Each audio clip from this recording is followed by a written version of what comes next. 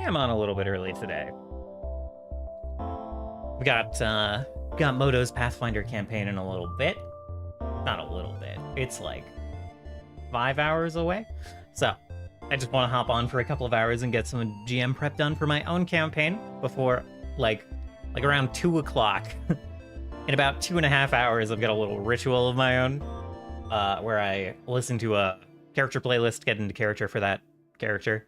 I also make... My whole ritual is I, like, listen to that playlist while making coffee. I already have coffee today, but I'm going to make decaf again later because I've been deprived of coffee for, like, 2 weeks. So, I'm going to double it up. I'm kickstarting the addiction real hard. Okay, yeah, I'll keep an eye out for it. Thank you very much. Hello, Boomer. How you doing today? There's a reason I'm wearing a hat. We're on bad hair day mode. I need to get on and do the thing. So, but I need to start wearing, like, necklaces and everything again. I miss that. But I also need to probably cut my hair before I do that. It's a little bit scraggly. It needs to be shaped a bit. Got you. December is also going to be rough for me. I lost Thursday this week because of Thanksgiving, so I just lost a work day there. And then in December, Christmas Day and New Year's Day are both also holidays, so I lose 2 more work days. So, not looking forward to that. I'm also not going to have a ton of contract work. I already didn't have contract work in November. Really, I do have maybe like a 15-hour thing in December, but that doesn't help me get through December. I'm going to get paid for that in January at the earliest. Maybe. That boss likes to make sure things get paid out pretty quickly at the end of the year. So maybe I'll be okay. But I mean, I'm going to be okay anyway. I've got a little bit. I've prepared a little bit. And I am owed presently about $1,200 from my health savings account from getting my wisdom teeth out. If you've missed a couple of streams, I got my wisdom teeth out at the early age of 34. So I think I'm beating my dad by about 10 years. My dad got his wisdom teeth out when he was a bit older. So, the insurance I got sucks ass. So I had to pay $1,200 of that out of pocket, but I'm getting it back from a health savings account from my last job. And then I'm just not gonna have a health savings. It's everything in the health savings account, but it's working out. It's like just the same number, so that's great. That's great. So yeah. Apparently you might have to... I don't know if I have to... They were saying something about, like, you don't have to justify it, but then you might have to pay tax, whatever. It's fine. You guys don't care about health insurance stuff. U.S. health insurance sucks. That's all you need to know. What was I babbling about? Good lord. So anyway, I'm making coffee twice today. And that's the reason. I have my wisdom teeth out, had to keep my mouth clean. I'm a big coffee sipper. It takes me like 4 hours to drink my coffee. So I figured it was not a good combination while my mouth was recovering. And apparently the acidity in coffee is also potentially irritating for the surgical sites. So I held off, bravely held off. And now I'm crashing right back in. For now, it's not so bad in the New England corner of the country. Yeah. Yeah. Yo.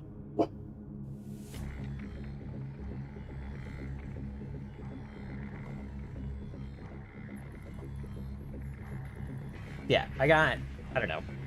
I need to, like, tomorrow, apply for some stuff. I don't know. Something else. I got an insurance through a healthcare broker, and they're salespeople, and they don't actually give a shit about you. So, he was, like, hitting all the strong points and just left off a bunch of negatives, which like should be illegal. Like there's no out-of-pocket maximum. He also just totally lied. He was like, yeah, they'll pay like half of like your wisdom teeth extraction if you get the dental. And I'm like, okay, that sounds great. They paid 15%. they paid much more of the anesthetic, which was also going to be a big deal. So that's good, but he just lied about how much it would save on the wisdom teeth thing. So, fuck up. So I need to figure out if I'm like stuck in a health insurance plan or if I could just like swap to another one pretty easily. Yeah, so need to figure that out. I know I can't cancel it on the website, so I have to talk to the broker shithead. So that'll go great, I'm sure.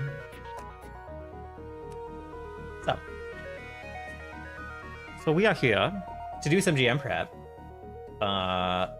We're gonna hop on in. We're gonna I'm gonna get in pretty quickly. We're not gonna yap too much today. And we're gonna do the usual sheet. I'm just gonna switch over to that now. Okay, good. It's on the right page. Cool. Got a name for the world now. I actually have 2 names. Oh, am I? Yeah, I'm on here. Okay. I'm gonna move my camera down the boop boop boop, all the way down to the bottom. Cool. Did you, what? No, I didn't get sent a link. But I know Core streamed yesterday. I was at work.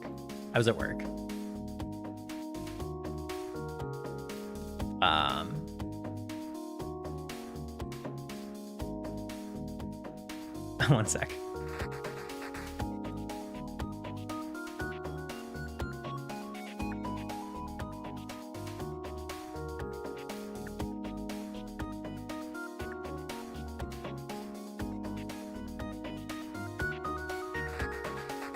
Okay.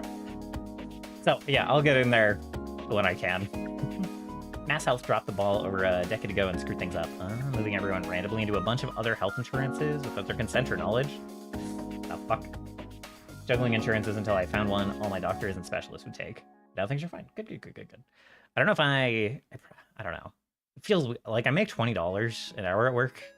Feels like it should be enough to, like, live. But then I, like, did math, and I was like, oh, that's just, like, not... Somehow, this is, like, less than what I was making when I first got out of college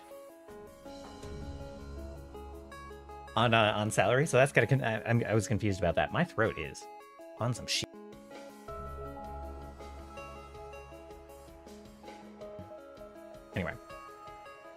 Anyway, point being, I don't know if I qualify for, like, cheap insurances. I don't know how all that works with the contract work, which makes up a good third of my income. It's all confusing when you're not the average person with an average work situation. It's so annoying.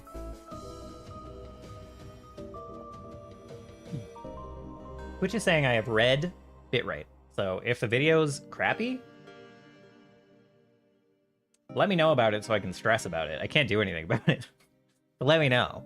I would like to know how it is. So anyway, I came up with a couple of names for the world. There's like one that the Four made up when they found and cataloged the world, and it's Prosperos, which means like shining sphere or bountiful sphere or something like that. And then Moto immediately shot back with like the name that the people on the world gave it, which is Udara, which also means bountiful, and I think that's rad. The whole reason the Four kind of retreated to this world after their spell is because it's just brimming with mana and ley line energy and like creative magics. I heard business talk and wanted to give a tip if it applies to the US. You create yourself a LTD limited. I forget what it's. I know, but I forget what that stands for. Oh no, I was thinking LLC, which is limited liability, whatever. Okay. US equivalent, but I think you have the same as we do. And can get your work to contract you through... Oh, then you can simply draw one salary income from the company and reduce the amount of tax you have to pay heavily. I see. Limited company, okay.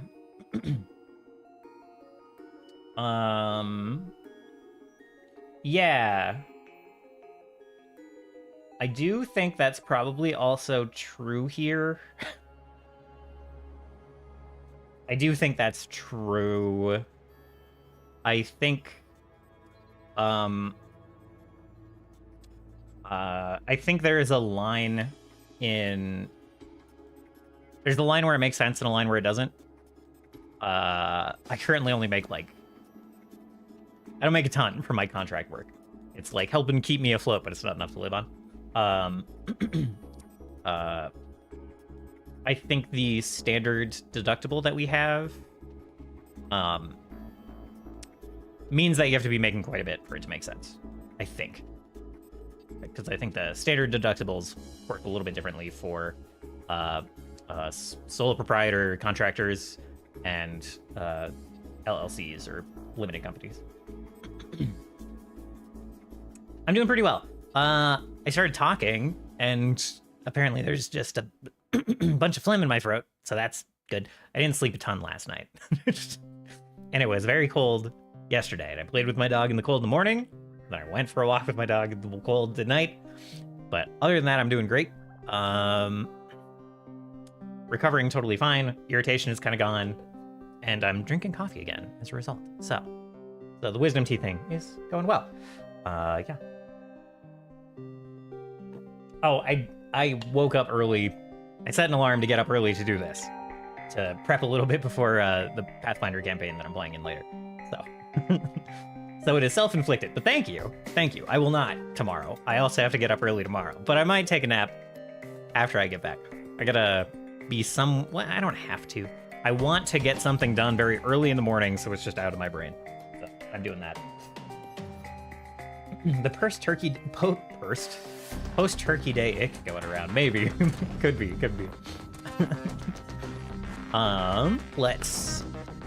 Let's see. So, here are my notes for last time.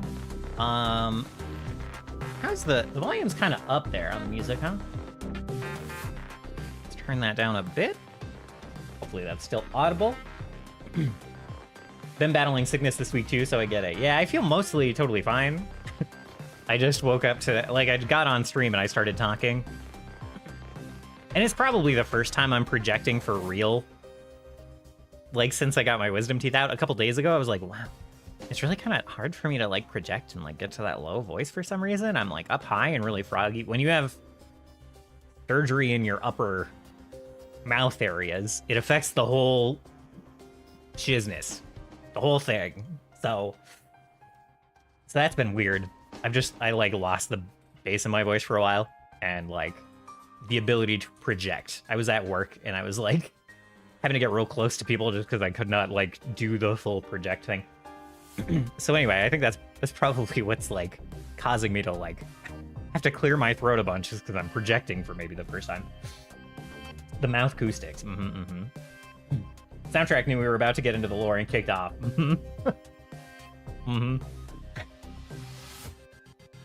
I'm also like, I'm medium okay at reading audio meters, but I'm like, can you even hear negative 35 decibels? Is that like, I don't know. To me, I'm looking at the music meter and I'm like, that's probably barely audible, barely damn audible. So we're gonna make a new, where are my notes? Uh-oh. Close the lore. There it is. Session notes.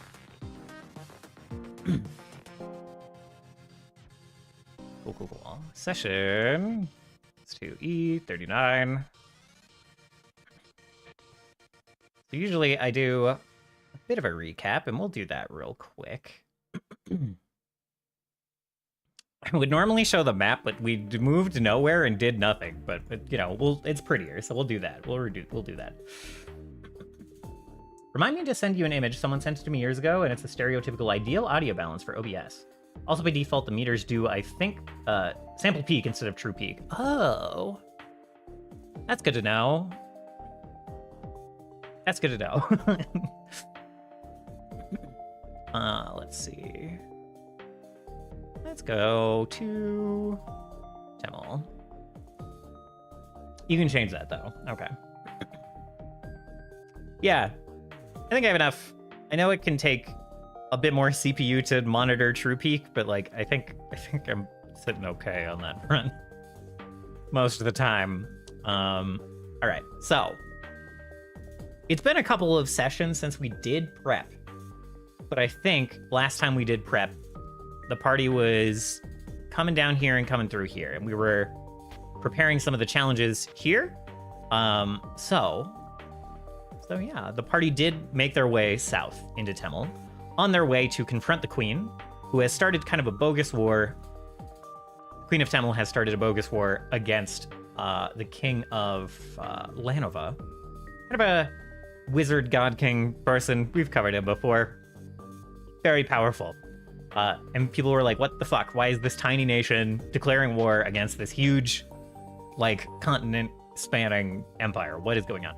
And it was pretty clear to the party that it was a distraction from the void threat to the south, where the Seraph has landed and has taken over his own little empire down south.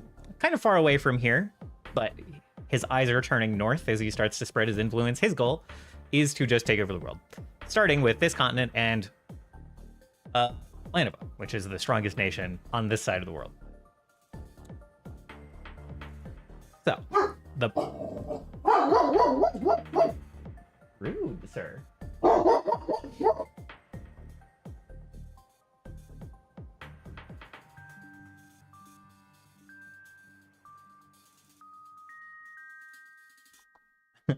Apologies. I'm playing with Joe between the GM prep and the session, so right now, he is very wired and cranky. He's used to being the first object of my attention in the morning. Anyway, so the party is coming down here to confront the Queen and stop this war. As they made their way through, there were Ruchaliks, which are kind of spies of the void, these kind of like inky blobs. These alien creatures.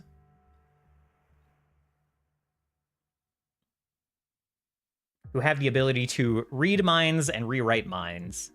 And they were coming under the guise of being the prisoner of the Duchess to the north. And that drew the attention of these Ruchalik scouts eventually. They saw a bunch floating around Ordine Manor, which we'll get to later. And then a couple of them followed their little caravan as they traveled east. One night they attacked to try to read the minds of the people in the cages. One did manage to pull information, very key information, from the people in those cages who were acting as the prisoners, and then transferred it to another Ruchalik, started to fly away, got blasted. The other Ruchalik started to fly away. They really needed multiple... It was close. But for one of the Ruchaliks to get away with this key information, they basically needed to get the information early, spread it around, and then split up because of how fast some of the people in the party are. Some people just run faster than these Ruchaliks can fly, and Fireball is a hell of a spell with a 500-foot range, and the Ruchaliks would take 5 turns to get just out of that range. So they really needed to split up. It did not happen that way. It got close, but it did not happen that way. The party was able to take all of them out and stop that from occurring. So, they continued onward. They decided around here to split up with the Duchess. The original plan was to kind of be escorted in as prisoners into the castle to confront the Queen, be presented to the Queen, and then have a whole switcheroo of like, just kidding, we are active combatants. But they would have had to give up like weapons. They wouldn't have had time to really scout things out. They would not have been in control of the situation. It would have been easy to get in, but they would have had no control, right? So they decided to split up, go around. They heard from the Queen's kind of chief Queensguard, former chief Queensguard, that there was a hidden entrance, really a hidden exit, but if this Queensguard was able, if Luna was able to get into the castle and then let them in through like the hidden passage switches inside the castle, then they'd be able to sneak in that way. I did not make this challenging enough. I had it so there were like some scouts that were kind of in the forest. They managed to distract them with another fireball and then got into the hidden exit and snuck in. They found some interesting stuff, a boat that was enchanted to look shittier than it was, and that might come into play later. I should have put some like traps in the hallway. I was mostly concerned about making it like a convincing. You know, I was mostly concerned with set dressing because it was all kind of off the cuff. So there was the escape boat on the river. There was like a blunderbuss with like runes on it, a magically enhanced blunderbuss in case whatever royal was escaping needed a weapon. So they could like grab that blunderbuss, get to the boat, get out very quickly. And this boat was enchanted to make people on it look like other people. But I should have put like traps in the hallway. Should have put some things to like absorb resources. They got into the castle. In the basement, I put up a clock, which is something from Blades in the Dark and Lancer and some other games, which was just like, as you are progressing, you are going to be ticking a clock for reinforcements, for the alarm to be raised, and for reinforcements to arrive and fuck up your day. And they can make mistakes that crank the clock forward. It's going to crank forward automatically, but they can make mistakes that make that worse.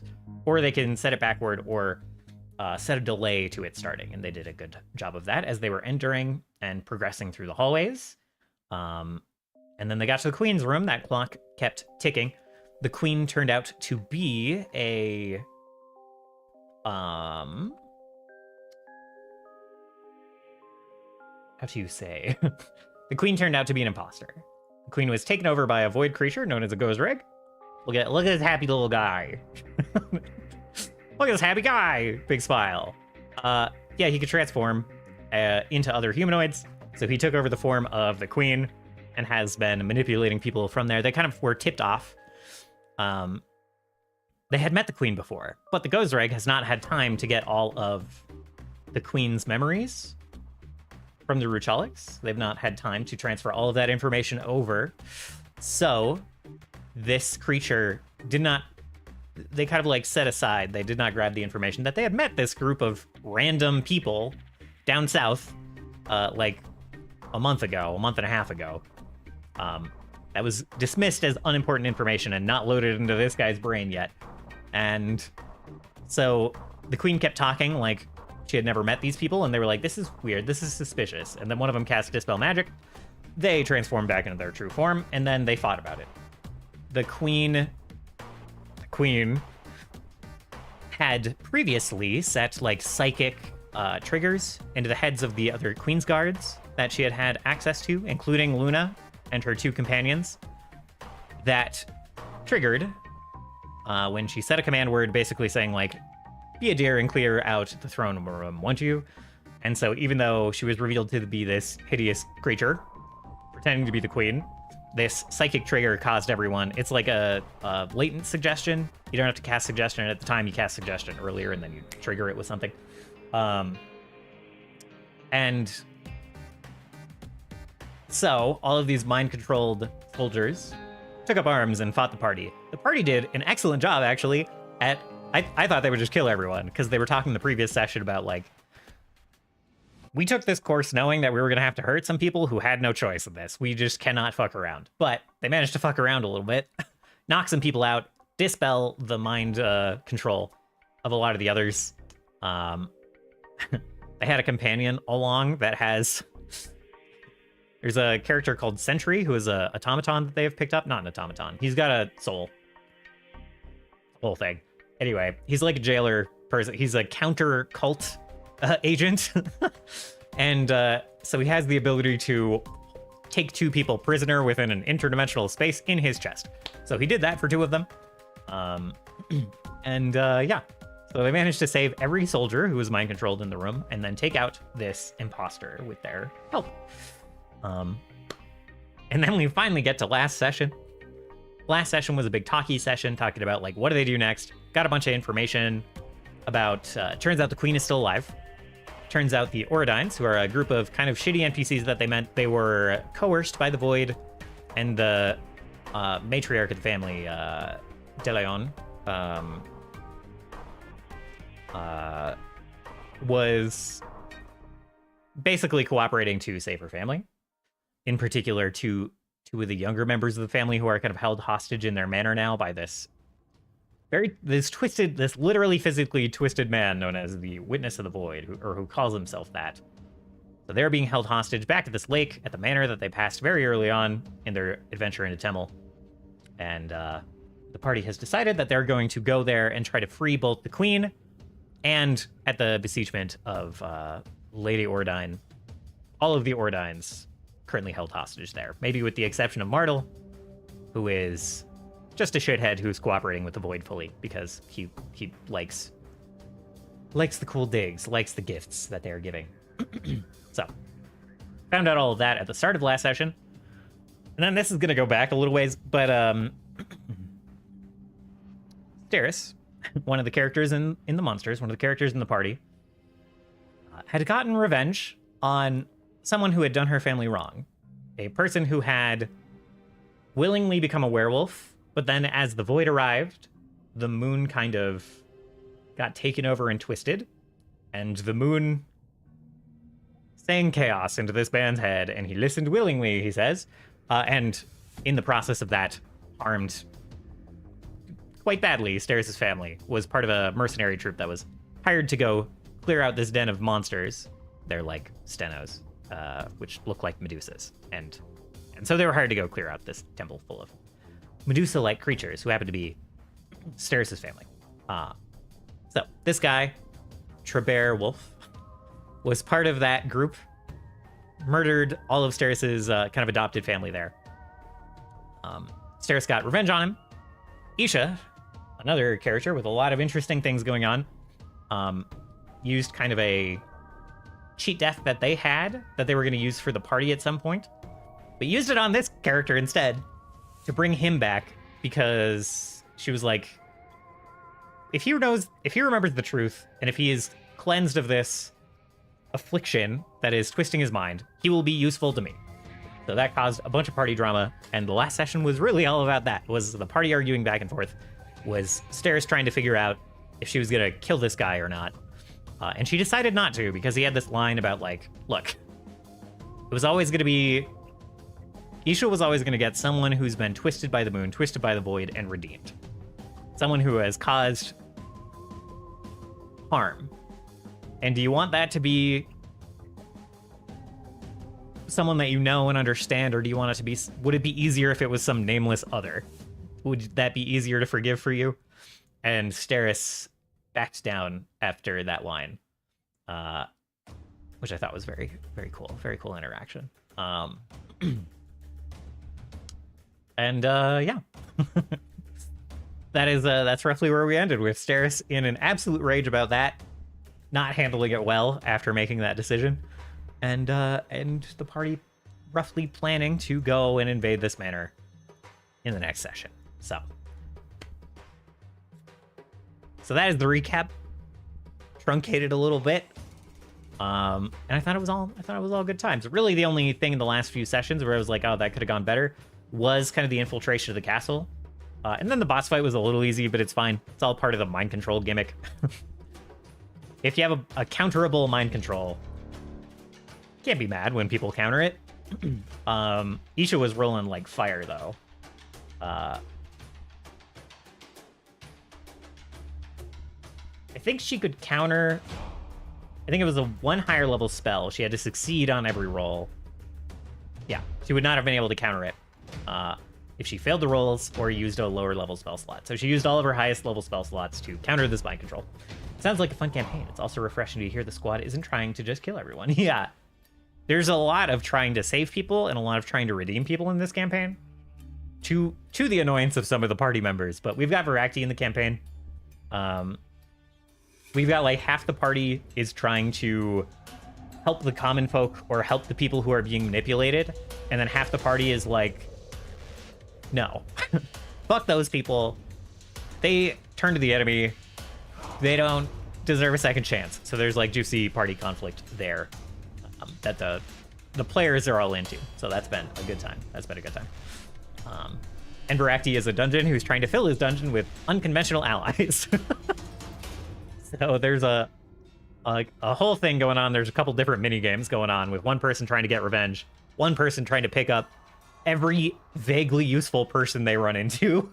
So, yeah. And Trevor, kind of like the strongest target of Steris's ire so far, was also incredibly useful. He was the son of the Duchess that they were trying to kind of like court into being their strong ally. He has this amulet that helps them find and get into this like ancient keep, basically a spaceship that's under that Duchess's family's guard. Essentially, they have like a divine mandate to protect this place. He has an amulet, had an amulet that gets in there, so he would have been very useful as an ally in it. It was good, juicy conflict. Yeah. So it's been a really good time. It's been a really good time. Very fun to run. So with that done, we'll go back over here, and we're gonna start pulling out the sheet for next session. I have this review sheet kind of vaguely following the steps of the Lazy Dungeon Master, if you are familiar with that. We have some like kind of we have some character review stuff that's kind of been sitting. I'm just waiting for an opportunity to put this into play. But I'm trying to find places to highlight music in the game without like a Scene of Akshan, who is the bard, also named after a Twitch performer. Without him, like, I'm trying to highlight music and song without him having to go like perform a concert. So we've actually already kind of done this. Scene is actually kind of a creature of the void. He's an aberration, which is what void creatures are kind of flavored as in this campaign. And he came pretty close to like tipping over into the void a little bit by trying to investigate. I had this in my head where he is a evil eye, basically a beholder, who has... beholders are like born kind of the void in this world. And usually hear the song of one of the void gods. It's probably not the same void god that is kind of the centerpiece of this campaign, but one of the great old ones, right? Scene somehow heard or was made to hear the song, kind of the natural harmony of the world, right? We're going a little bit cheesy with it, but or a little bit Final Fantasy XIV with it, if you will. So he's more attuned with the song of creation than the song of decay and black holes, entropy. So that's been going on. We did manage to highlight that a little bit with Isha's help a couple of sessions ago. That was really fun. So he was investigating this song that he heard one of the void god kind of like singing to Trevor, and almost kind of tipped over toward that, and then refocused on kind of the song of the world. So that was very cool, even if it sounds a bit cheesy. And then I also want to highlight the plight of regular folk wherever they go, because we're dealing with like high concept things, but Scene is most in tune with like normal people struggling with being manipulated or being used in any way. That is what Scene has paid a lot of attention to, so I'm trying to highlight that in various places. Turkan's trickier always, but he's very into fighting, so I need to put some like honorable or legendary warriors in for him to fight that could be maybe frenemies. He also does this thing. His religion has a thing where he taxes food, and everyone in the country he's from gets it because they like defend the land, they cultivate the land, they travel around, keeping the land safe. Not the borders, but like actually the land, kind of tending to. They're kind of like pseudo druids. But kind of in the way that like orc shamans are in World of Warcraft. It's like less about being in tune with nature and trees and having like plant magic, and more about it's kind of a more keeping things in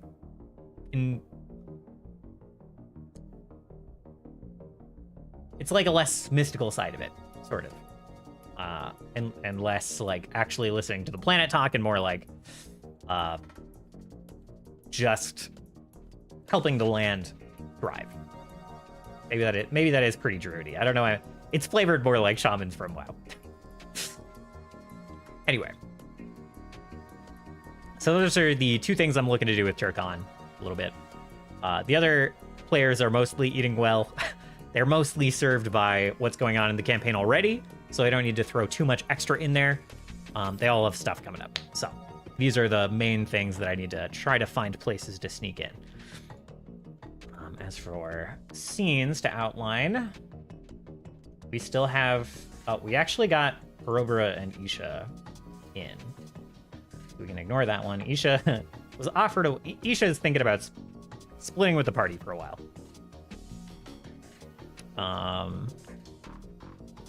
But then we have this scene. I think we're going to open on Steris again. Having a conversation with her revived sister, Sig, who's been, like, dream counseling, using a spell called Dream Counsel to talk to Steris here and there after they discovered that one another were alive still. And they've been kind of, like, training Steris's sword fighting. Steris class changed into a Magus recently. Something a little more martial than she was being before. She used to be a spellcaster, a full spellcaster. So they've been training sword fighting a little bit. It was kind of cool. They first met, and Sig was like, "Have you been practicing the blade?" And Steris was like, "No, I haven't really had the time since you all went away, or the practice partner." And then they started practicing, and a little later, class changed to Magus. It was very cool. So we're going to open on them again, because some things... Trebert is back alive. Trebert was the one who killed Sig. So I imagine they're going to have a conversation about that. So Sig... communing with Steris again.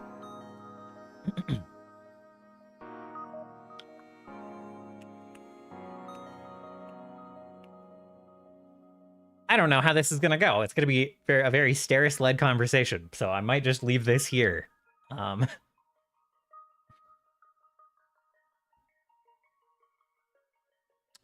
probably have a little bit of an opening. I guess Sig will start with, like,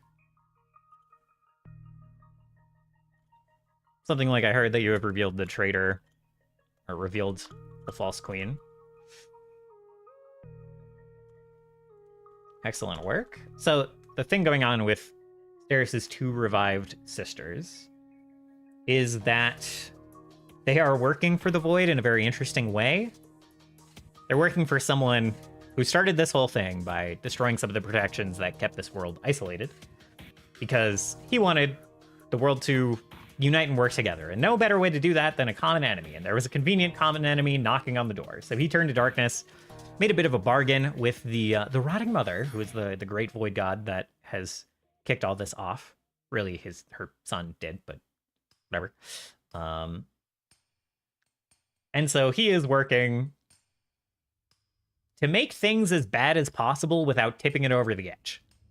And so are Steris' two sisters. And so far, Steris is under the impression that they're after the same goal. They want to defeat the Seraph. But no. They want the Seraph to almost win and the whole fucking world to have to unite to stop him. So the party is useful while they are uniting people and making allies. So they're like... Steris has had a couple of questions of, like, why are you only kind of helping us? Why can't we just work together? And they're like, well, because it's not bad enough yet. It's not there yet. You're doing great. We want you to win and be victorious, and we want you to unite the world like you're doing. But right now, you've only united this continent. There's the rest of the world out there. So you're doing good work, but we're not there yet. So that's kind of what's going on. And Uro, the kind of leader of this strange faction, basically has this deal with the Rotting Mother of like, I'll work for you, I'm going to pursue your goals, but I get to pick a group, and I will not get in their way until I have to. Like, the deal is we let them do their thing, and I will pursue your goals elsewhere. Unless, you know, he is under no obligation to get in the way of the party, but he wants to get in the way of the party to make things harder for them.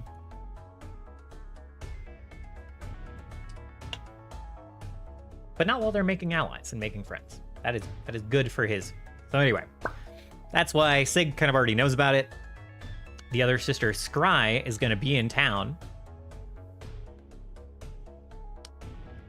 And so Scry has been watching this whole thing. Steris has not met Scry yet. And Scry is the sweeter sister. Sig is the stern, kind of older sister. Very, like, melancholy. And very, like... She's pretty much in it. She's bad. She's mad. She's very, like... kind of on the other side of Punk about the whole thing. She's like, you know, I like what Uro's doing. It's great, but I don't really care. I kind of just want to burn down this hateful world, and that's a great way. That's a great spot for me to be in. So, like, if he fixes it after, that's A+, but I just kind of want to hurt people for now. That's kind of Sig's angle. Scry is the sweeter sister. Scry is very happy to have an opportunity to fix things and make things better, and, like, reduce the hate, counter the hate that is that caused these mercenaries to, like, come and kill them as monsters. But Scry is going to poison Steris. Scry is going to poison Steris to test the mettle of their allies and see if they, like, trust their allies enough to go fetch an antidote for this poison and bring it back to Steris. Or if they trust their allies enough to go find this hidden keep, go find the Arcs, while the party goes and gets the antidote to the poison. So that'll kind of be the decision they have to make after Steris gets poisoned. It's going to be like a long-acting poison, just going to make some shit up. About like, this poison's bad, but it takes like a month, so you got time to figure it out. But not a lot of time, but you got time. So that's the sweeter sister is going to be the one that is actually more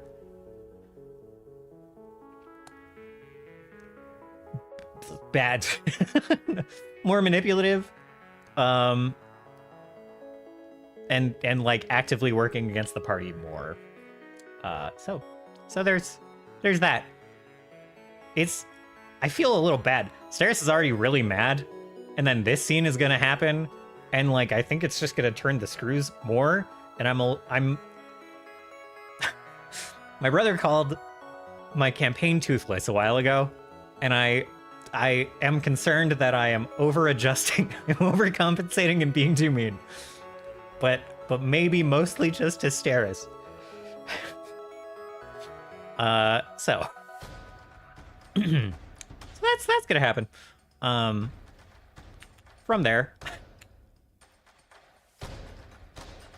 I don't really need to write this out too much, but there's like, if they use the boat fight, they're gonna be attacked by some fishmen. There's gonna be a reveal that turns out there was another visitor from the stars that landed in the ocean a long time ago. He's been building an army under the water. There's a bunch of evil fishmen because Cthulhu mythos loves evil fishmen. There's evil fishmen. There's always the good old rocks fall, you die out. That's true. I could show some teeth real fast. We can we can skip with the pleasantries and bring out the teeth. I gotta say, the combination of glasses plus hat plus kind of tight headphones occasionally is a little uncomfortable. It wasn't a comfortable spot, but I adjusted my glasses and ow. What do we want to put on for music? I did think there was a fairly Lovecraftian style to the monsters you were showing. Yeah. Yeah, the folks who are gonna attack the boat are... can just show them. I can just show the boat map. Let's see. Submaps, Manor. Oh, nope. It's not in there yet. Wrong button. Submaps. At sea. So there's gonna be this guy. Who's, you know, so he's got the requisite number of eyeballs and lacking a mouth. A little bit Lovecraftian. Don't worry about all these. These are all illusions. And then there's these guys who are amalgam. It's an amalgam of eels in a humanoid shape. It's just a bunch of eels making up a human shape. So yeah, that'll be fun. That'll be a fun fight. Just a little guy. Loves hugs, hates deserts. Yeah. Deserts? I never remember which is which. God. Revealing myself. Yeah. This guy is actually lower level than the party, but he's got a bunch of annoying spells. Like, you can just make a huge... He can make an illusory scene, which is what these guys are going to be. He can make like illusory terrain, so as part of this, they're going to... While they're fighting off a bunch of illusory eelmen off, and a couple of real ones, he'll pop up like an iceberg in front of the boat, and they will perhaps be forced to spend some actions interacting to move the boat around this illusory iceberg. Yeah. Yeah, hates one, loves the other. Hates the dry one, loves... Wait. It doesn't have a mouth. Wait, I'm getting it. You know, it's fine. It's fine. Who can know the tastes of a strange alien fish? Let's do... I like the Octopath remix. Stuff. We'll throw that on. Crank this back to the start. Okay. You taste them, but you don't want to know how. Yeah. Okay, let's see. So we got that. That's the boat. I don't really need many notes on the mechanics. It's all in the fish creature's spells. I just use one, then I use the other. And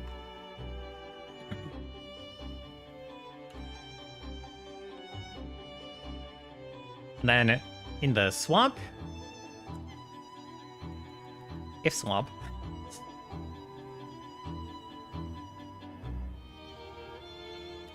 there's kind of two threats here. There is a patrol of swamp giants, plus a big crocodile.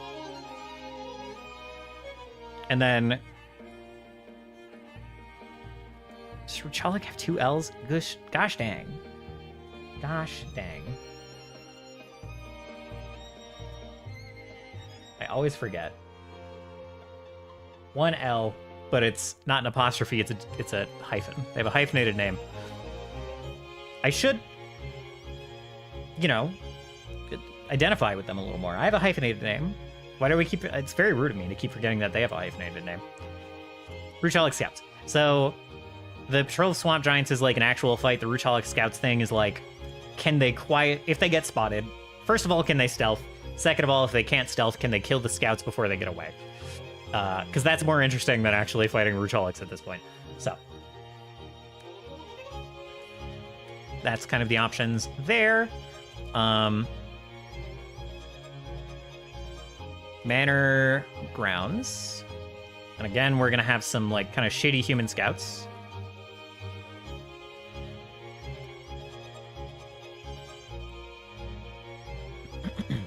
If they fight the scouts, alarm can get raised. If they stealth by, or take them out quietly, alarm may not be raised. And they can show up as reinforcements later, but they're kind of shitty, so doesn't matter too much. And then inside, I think we're gonna have... How did I spell Martle? With an E, okay.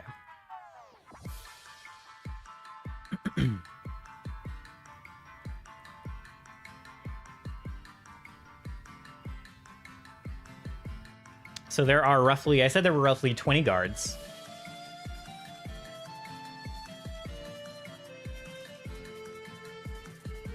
Myrtle inside somewhere.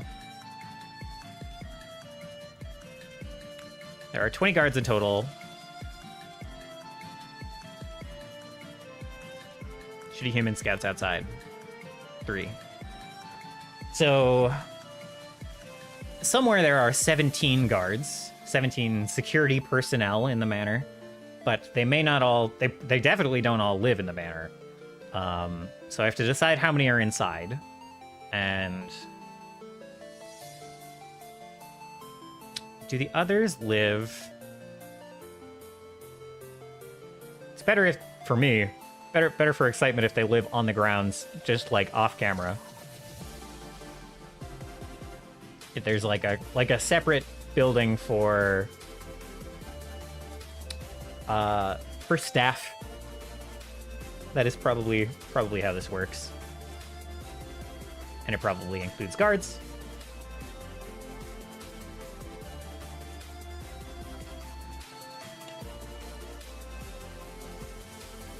Oh. Martel definitely has... Aside from the, like, security staff, Martel definitely has 2 bodyguards that we've seen before.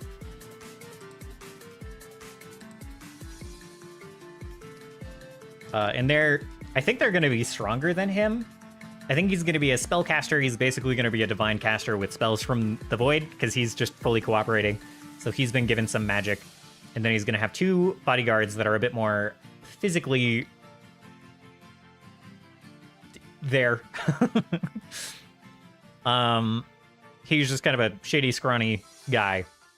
And then his 2 bodyguards are going to be a bit beefier and a bit stronger, and he's going to be kind of a support caster for them. So I'll have to put that together in a bit.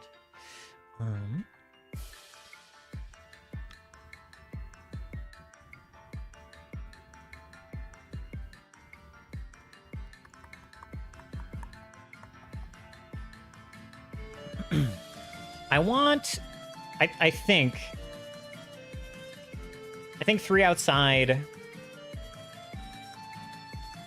How do we want to do this? How would they set it up? The overnight shift, and this depends on whether they approach during the day or at night. They probably have... Yeah, right? They probably have fewer guards at night. But they have more guards at night?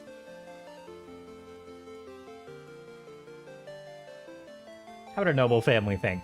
I don't know. So we'll probably have something like 3 inside, 3 outside. That'll be easy, and then there will be 14 more that can be raised if anyone gets away. Or raises the alarm. I think this other building is going to be close enough that shouts could wake someone up.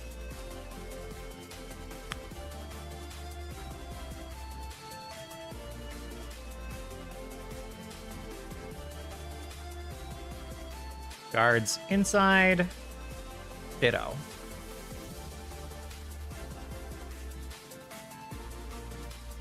I'll put the ditto in a sec.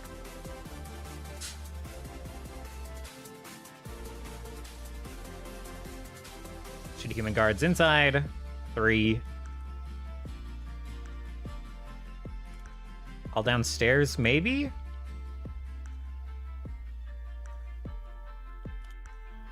One on the stairs, or 1 guarding the stairs.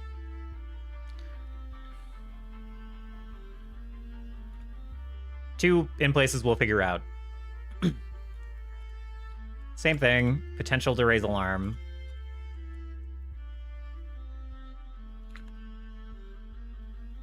Shouts here would only alert... Well, we're going to do a clock again. We're going to do a clock again with some, like, immediate fail states. Where, like, if a guard sneaks away, gets away, whatever, then the alarm is immediately raised.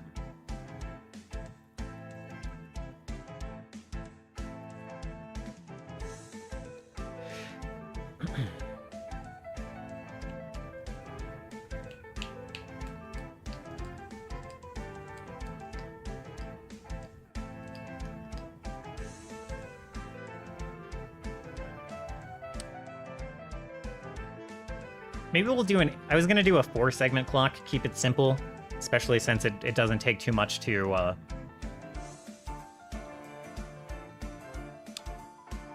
don't know. Thinking about it. Might be associated with actions. Might be able to spend 2 actions to, like, raise the alarm every turn, for instance. I'll think about this a bit. So we might do an 8-segment clock where shouts outside raise the alarm by 2 ticks out of the 8, and shouts inside raise it by 1. But shouts inside would immediately... well, I don't know. Prompt investigation from outside guards.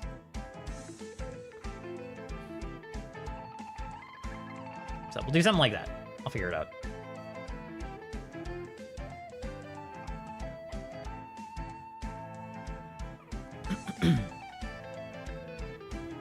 And guards. So 20 guards in total. Set a clock. 8-segment? Okay.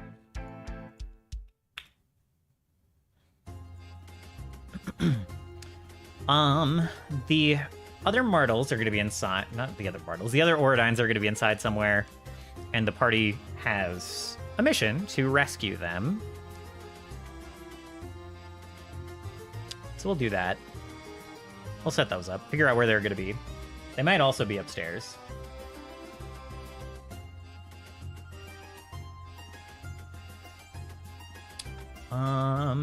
Anyway, we'll get to the secrets and clues out of the way. Look at my great notes, my 2 lines of notes. I'm so bad at taking notes while I'm role-playing, man. Secrets and clues are another thing from the 8 steps, the 10 steps, the Lazy Dungeon Master's steps. We have resolved some of these clues. The real Queen Redmore was brought to the Oradine Manor and is being held there. That clue is done. The actual Lieutenant of the Void in the area is also stationed in Oradine Manor. We resolved that. They have no idea about the dragon. They have no idea about the controlled burns. They have not done much investigation. This doesn't even really matter that much. We might delete this. Yeah. Whatever. Many of the people created... right. That one's still valid, but that one's still valid. Queen Redmore locked up a search party that was sent to... Ooh, that's still good. They found the Arcs. The search party found the Arcs. So, the Void knows where the Arcs is.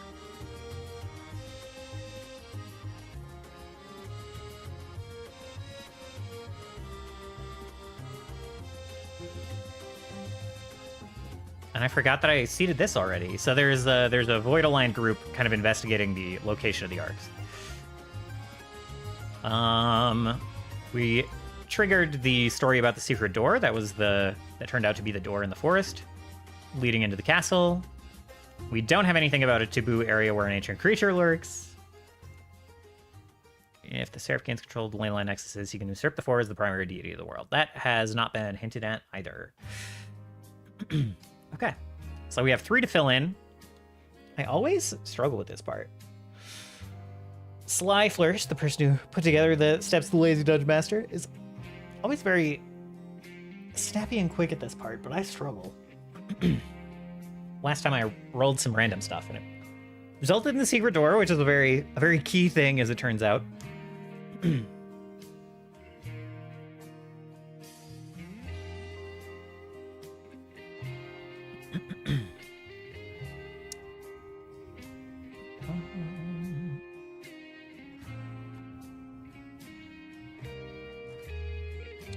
So let's see. They're going to the manor. They could figure out some of this stuff about search party being locked up, separate group being sent out.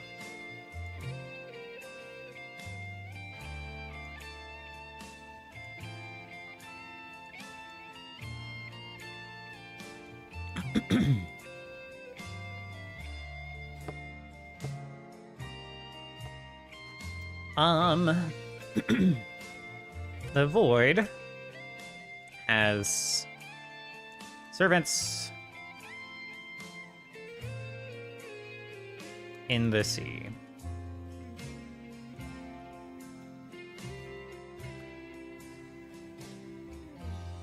An army lying in wait. And this is kind of my... They've been doing a very good job of stopping these conflicts, preventing the Seraph from getting a great foothold. But I definitely need the Seraph to be able to threaten the whole world anyway. So even in the good situation, having the evil fish creatures is my way of saying, like, well, you're doing good work. You are preventing him from getting much of a land army. However, he still can actually just threaten the world. Like there's not going to be a fizzling of the Seraph's invasion. This is just, your work is preventing it from being an overwhelming force that cannot be stopped. It's like cutting in half his potential army, if that makes sense. And, like, eel creatures probably can't invade the desert very easily. So there are places that would be safe from the ocean-based army until more time has passed.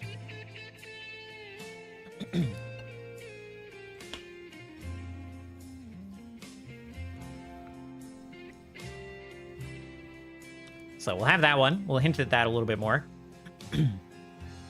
More pronounced than just having a couple of creatures attack them of unknown alliance and purpose.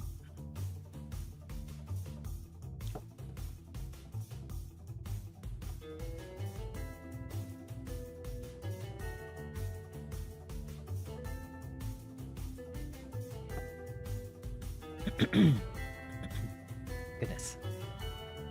My throat is not cooperating today. Give me a...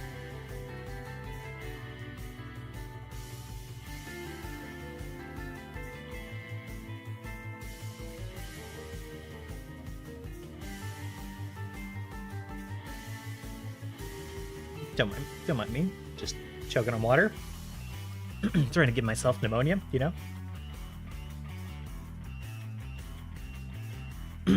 Great. What an excellent job I have done clearing my throat. All right.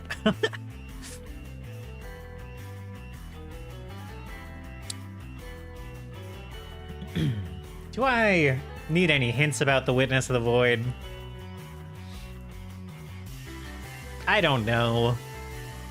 Also, I'm concerned vaguely about how goofy this guy is. Oh, I didn't even put him out here yet.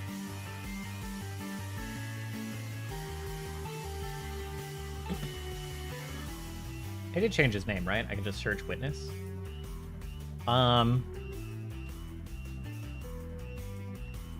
His portrait's not bad.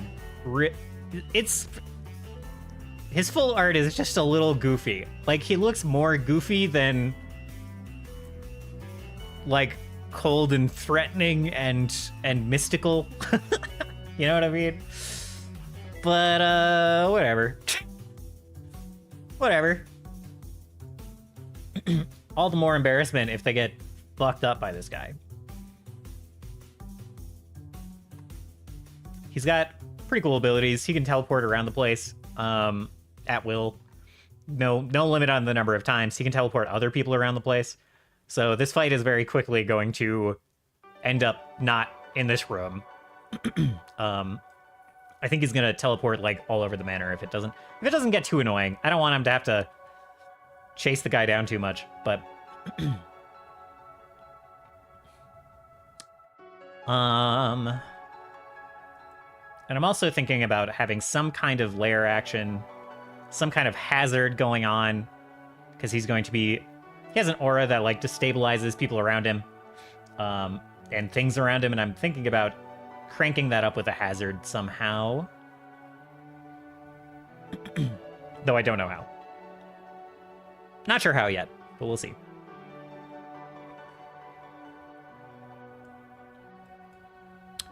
I just want to crank up the difficulty slightly more than already exists, because they have 5 people fighting him. I need to adjust for there being a 5th party member. Most of the math expects 4 people. So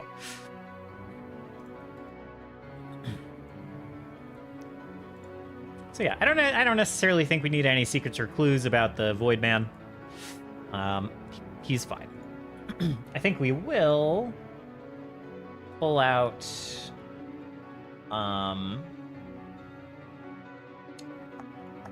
that Tome of Adventure design. No, is that what it's called?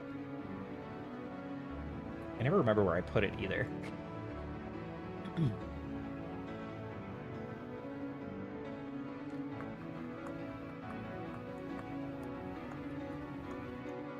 Where is it? Where did I put it?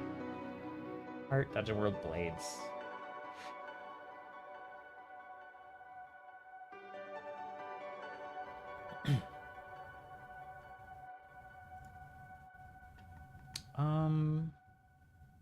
There it is. Tome of Adventure design. This PDF is just full of absurd random tables. I forgot to switch my chat over. No YouTube messages. Excellent. Okay. I haven't missed anything. Okay, so, like I said, just tons and tons of random tables in this book. You get, like, random words, even in the sidebar that you can roll on. Or just look at for inspiration. So, we are looking for rumors, so we have information content of rumors, and we'll just roll a 1d100 on that.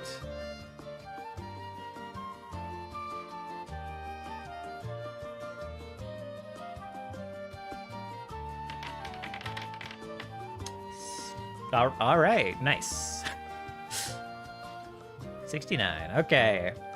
Location of a level change?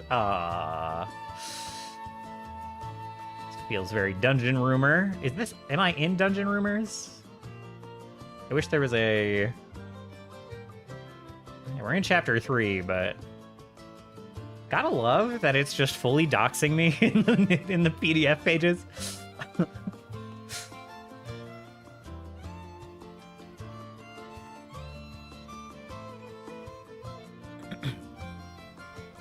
Of a level change.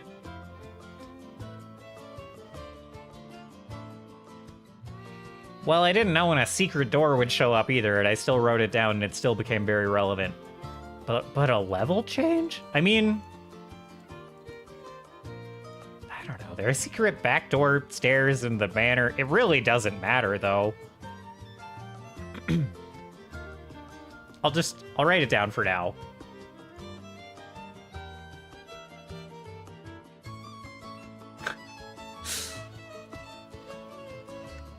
That's what's disclosed.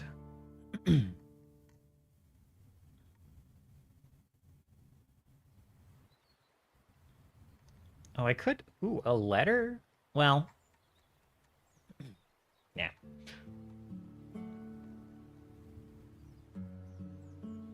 Type of event leaving the clue.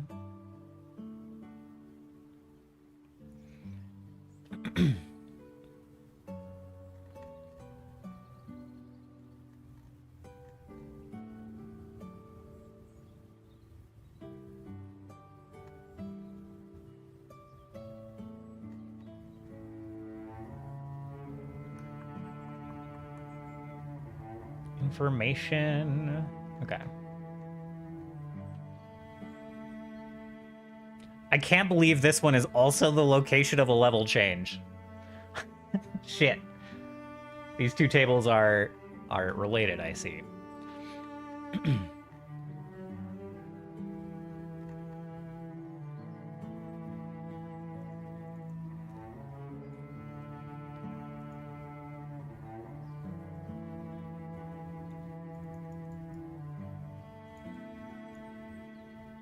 Protect someone's reputation. Either that of the person leaving it the fake clue or that of a relative or friend. Oh, interesting. Oh.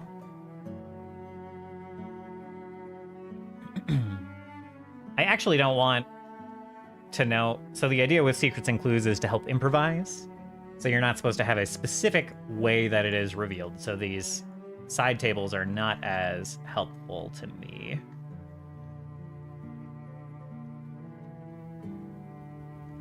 Let's see.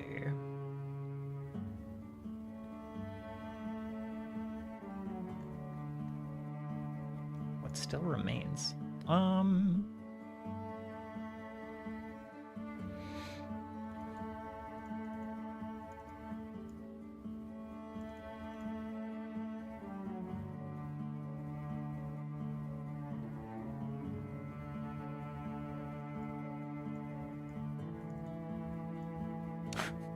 I'm just counting to number 6 on the list, which is what still remains, and then 9 on the list, which is something went wrong.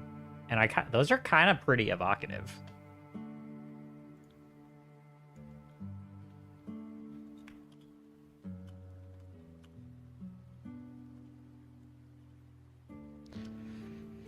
So I might think on that a bit. Just think on those evocative words a bit. But probably not right now. I might abandon a level change one because that's just not very helpful to me. It's very, very specific. Ooh, and thus there's only this that remains of the old ways place person who burned in the fire. Ooh, okay.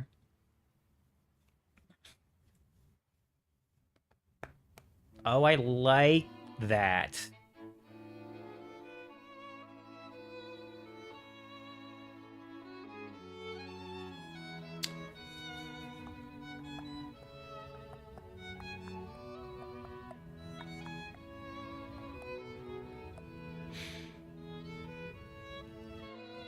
I like that. I need to decide if it pertains to like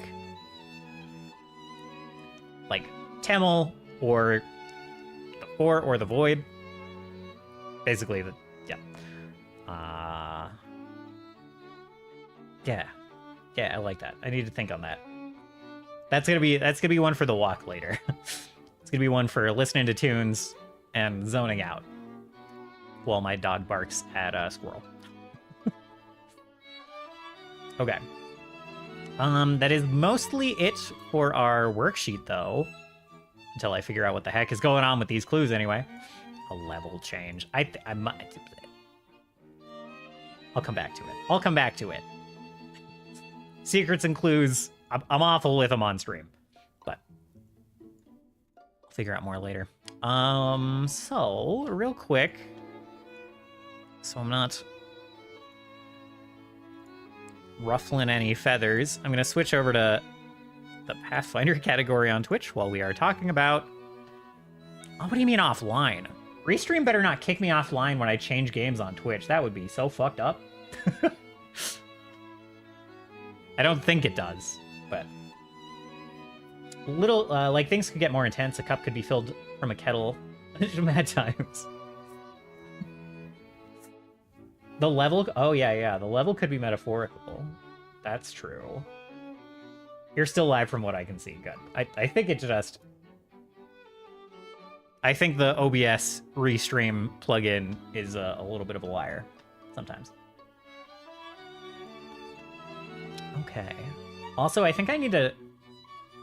Completely unrelated to D&D and Pathfinder. I think I need to drop my bitrate in OBS. Because Twitch is just constantly complaining that my bitrate is unstable. Maybe I just need not variable bitrate. But I thought, I don't know. Twitch is complaining. Restream is fine. Twitch is complaining. I'm at like 5,500, which should be under Twitch's limit. But Twitch is still complaining.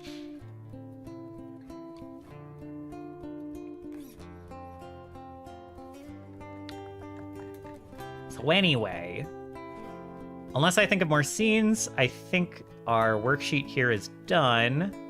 I do need to think up some treasure and stuff, but we absolutely blasted the party with treasure before, so. Since, like, 2023, it always says my bitrate is unstable, but it's fine usually. Got you. After our Arc Raiders thing the other week, I switched back to 1080 30 FPS, but I left the bitrate a bit higher. I was like, I might as well do variable bitrate and set the limit to, like, just under Twitch's complaints. Just under Twitch's limit. And that, like, I had green before, green solid line, and now it's complaining. So I don't know if Twitch just doesn't like VBR. I don't know what the deal is. But yeah, I haven't had any actual complaints from actual people, so I assume it's fine. Okay, so we have... It's weird to have a whole 3-map, 3-level manor and only have 2 fights. So maybe I'll put in some other dangers in here.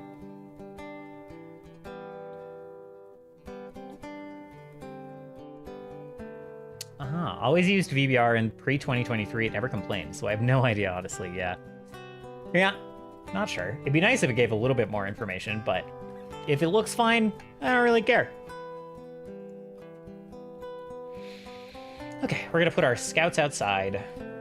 I don't know if I have appropriate... Oh, you have, like, palace guards. This could work. Just change the name to Manor Guard.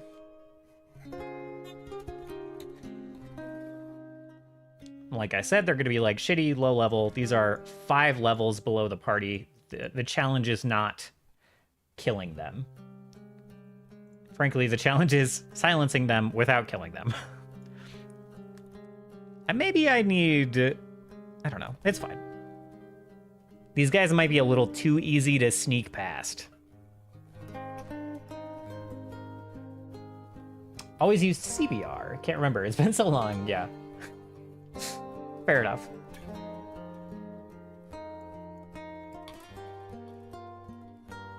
So we've got 3 of these Manor Guards outside patrolling. Why does that look?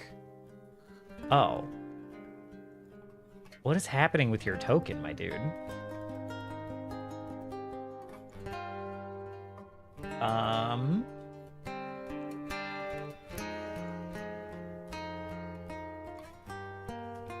Is there something off in appearance? Anchor 0.5? No, that's right. Scale is fine. Let's turn off the token ring. Oh. Cool. I guess. Why is he a small creature? Why is he still small? Appearance, 0.5. Token height. Dimensions, 1 by 1. Scale is 1. Maybe I'll just unlock this. I think it's just configured a little wrong. Not on my end. So we'll just do that. Go over here and do the same. You kind of like, yeah.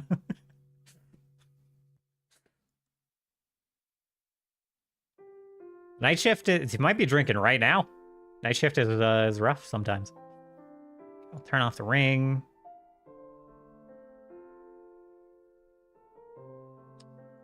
Set the scale to 2. Update token. And now the others should also be fine.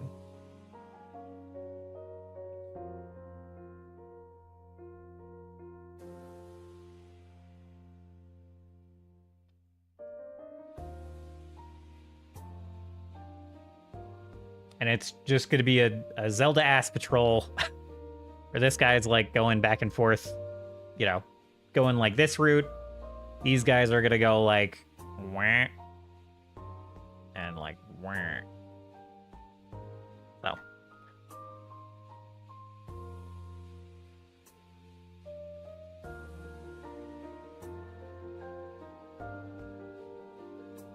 I should almost just set up like an automated patrol. There are modules that let them patrol around and walk around on their own. And I should almost just set that up. Because it's mostly set dressing. Their actual location doesn't matter much. They don't actually need to, like, sneak by as they're walking by or whatever. But so maybe I'll set that up before Wednesday. Probably do that while I'm at work on Tuesday. Let's see. And then we're going to have a couple more inside.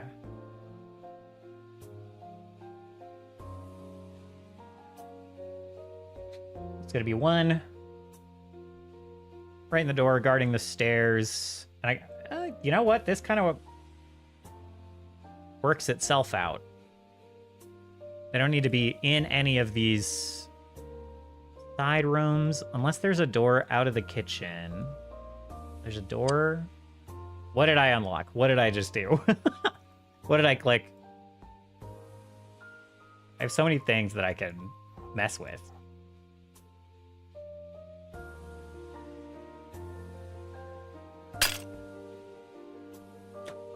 I don't know what I clicked. It's fine. This map is very cool. I can like turn off and on individual lights. Can't turn off the... Oh, I can turn off the fire. Yeah. Forgotten Adventures maps have very good Foundry integration. Was a vase? Did I break a vase? What is this guy? What the fuck?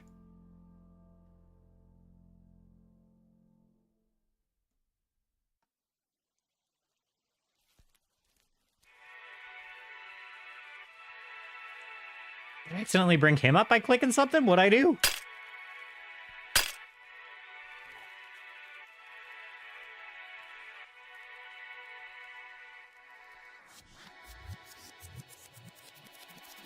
They have a lot of fucking vases in this house. Oh, you know what? I might have accidentally opened up the secret passage to the basement. That's not going to be a thing in this game. I think I got to delete this guy. I'm a little concerned. Whatever. I don't need him. I don't need him in here. So we can have this guy guarding the stairs. We could have this guy guarding this hallway. And then I guess just one dude either inside or outside kind of guarding this door.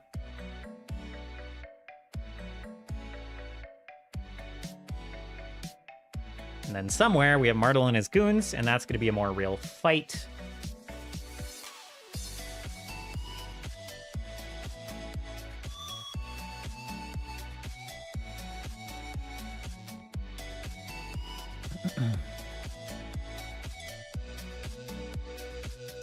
So we'll start by figuring out class for them.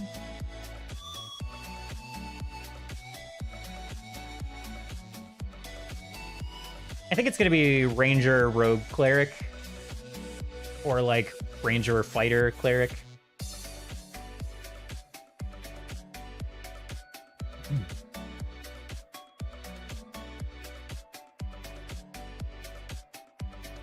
I have this very handy thing from Jam and Jacks that I bought that is just like a collection of pre-built clerics. I can just pick one out of an appropriate level. I think 3 level 9 creatures is a pretty good fight. Or like an 8 and 2 level 9s.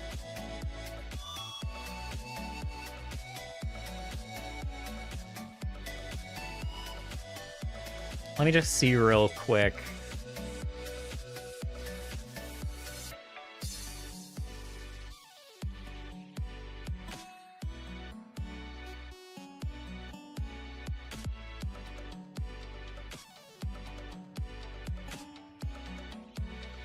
Do I have any pre-made level 9s that I can borrow for math? Yeah, cool.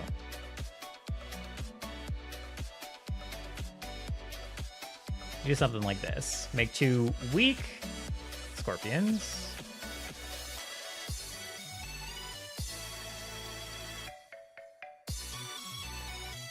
$88 XP.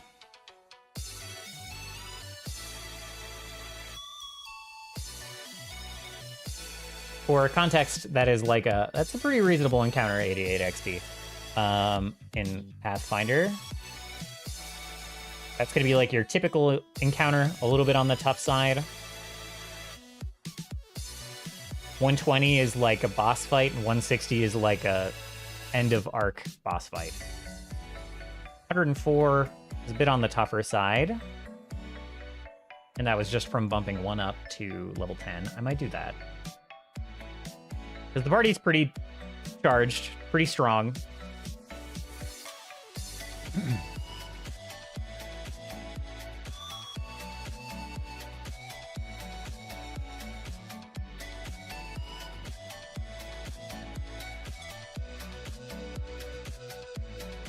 So I think that's what we're going to do.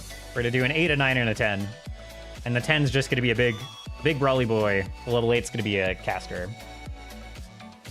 I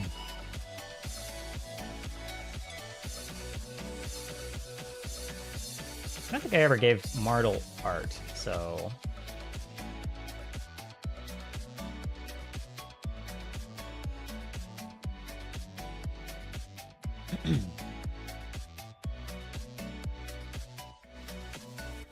Let's take a look at the level 7s. We're going to bump a level 7 up to level 8. Urgathoa could have some appropriate spells.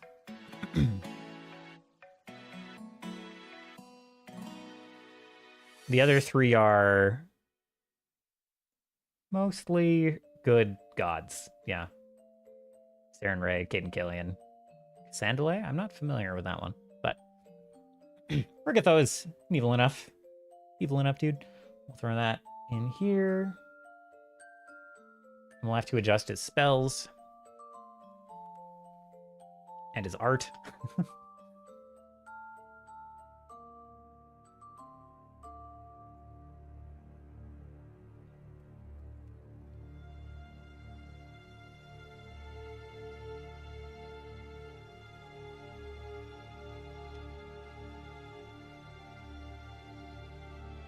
Let's just look at humans. And I think we'll go for... We'll just look for an annoying-looking affluent human. That guy looks vaguely annoying.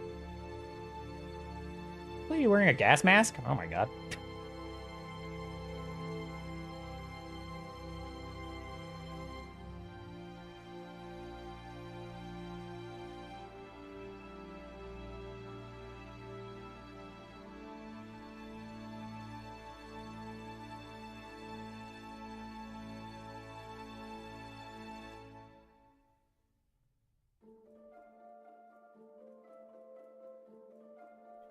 This is just a gallery, by the way, of, like,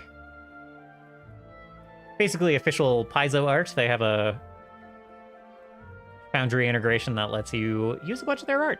It's really cool. This guy looks annoying. I like it. That'll work.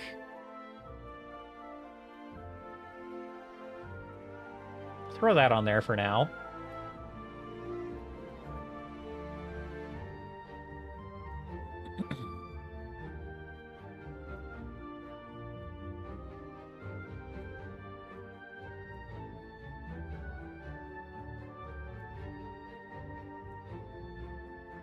This guy could do as well.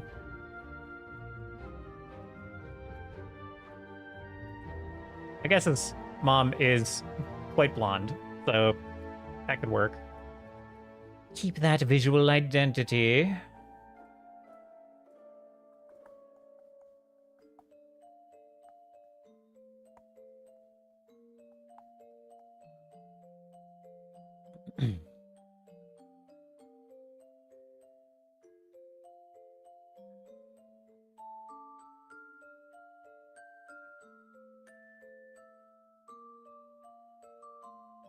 Yeah, that guy definitely looked the most annoying. I think that's our mortal. Make him elite, pop him up to level 8 just for the stats, and then his spells need some...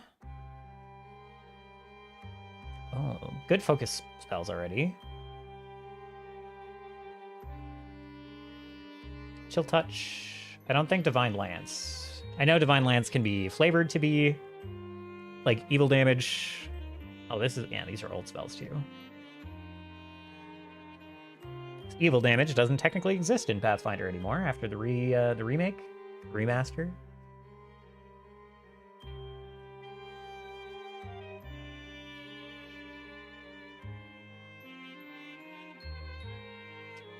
Cantrips of the divine nature.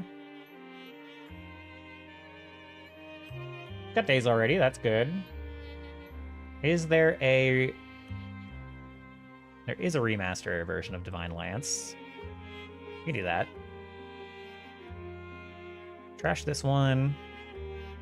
Put this Divine Lance in. Oh, shit.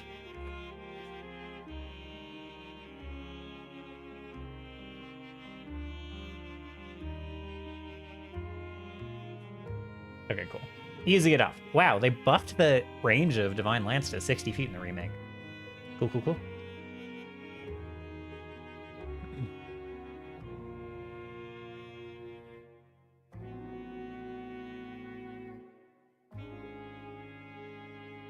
And I think I want him to have a bunch of buff spells and debuff spells.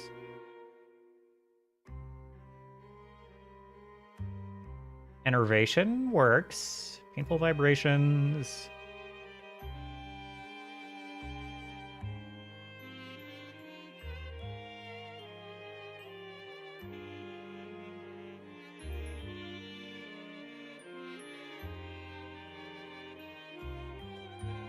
Oh, and all the harms are from his font, so okay.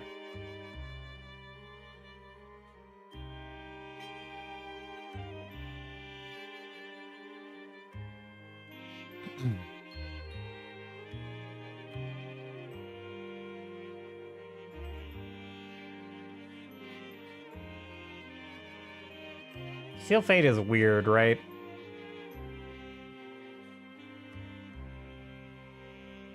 Acid, bludgeoning, cold. Oh yeah, okay. Only weakness 2, though.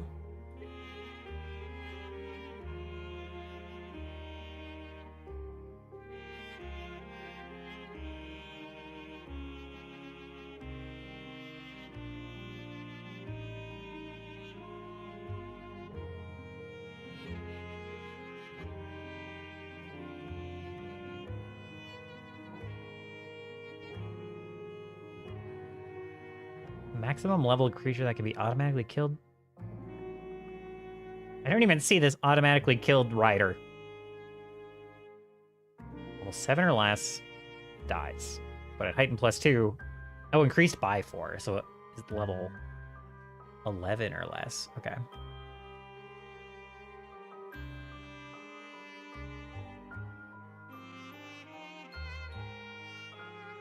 Not gonna do Seal Fate.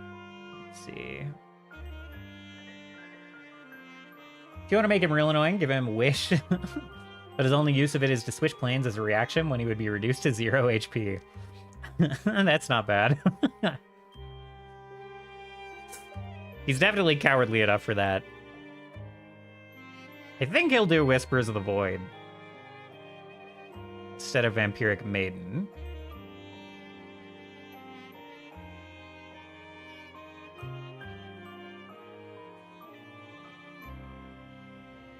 They don't get the satisfying blow, and potentially means he could return later in the arc. Yeah, I should give him some kind of out if I can. Level 4 spells is a little early to have good getaway free spells in Divine list. Arcane gets some tricky stuff, but Divine casters are a bit more tricky. I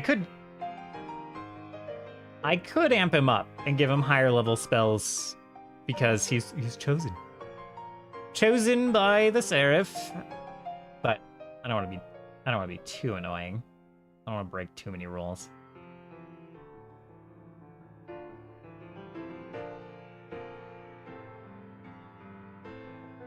Does have Airwalk.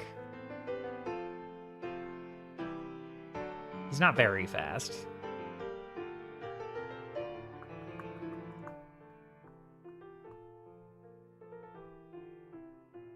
Anathema committed. Okay. Not relevant here. Blood Spray Curse is a bit of a different flavor. I think I'm alright with Enervation, Whispers of the Void, and Painful Vibration.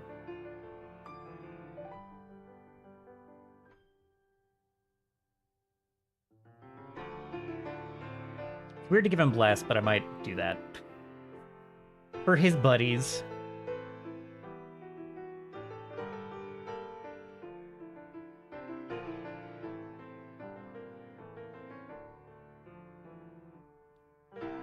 Chilling Darkness, that's fun.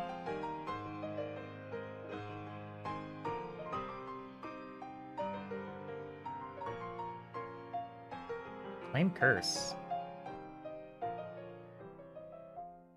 Okay. It's to help allies. Crisis of Faith, nah. Fate's Travels. Creature when it was alive. Oh, okay. Oh, neat. You can see, like, the directions a dead creature has gone. Or came from.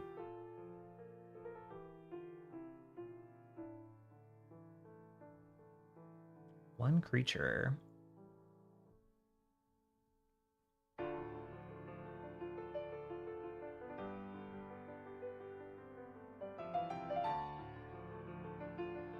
think we'll do that one. I'll just call it something different.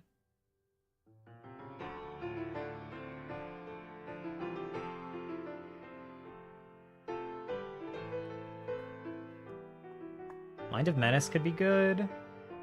Oh, I meant to get rid of Agonizing Despair. Maybe. Frightened? Maybe.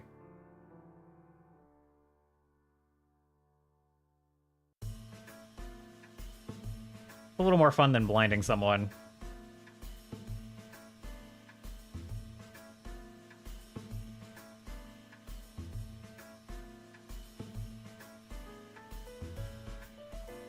You gain temporary HP.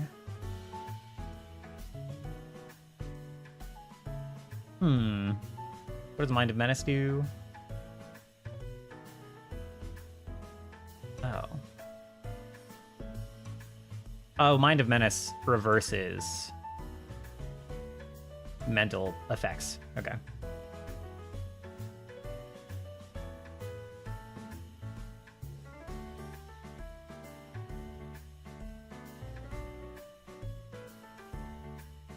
I don't think anyone throws many mental effects. I'll leave that one off.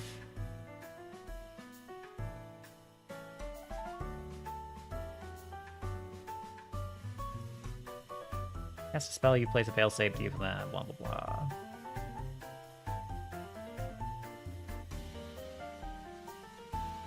After calculating the amount of damage the target would take, you lose an equal number of hit points. The target doesn't take any of the damage. Not a thing he would do. Not his bag. We'll give him Heroism, and we will reflavor it.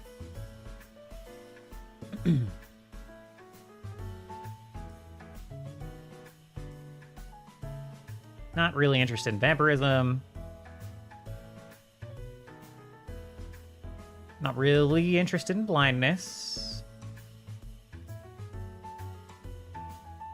So we'll throw in Heroism, we'll throw in Agonizing Despair, but we're gonna reflavor Heroism. And the level 1 spells are just not gonna matter as much.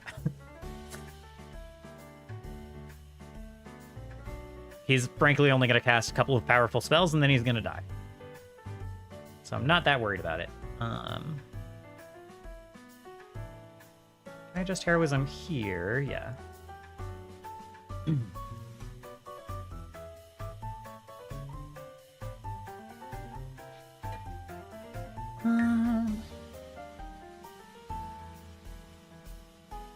Call it Void Frenzy.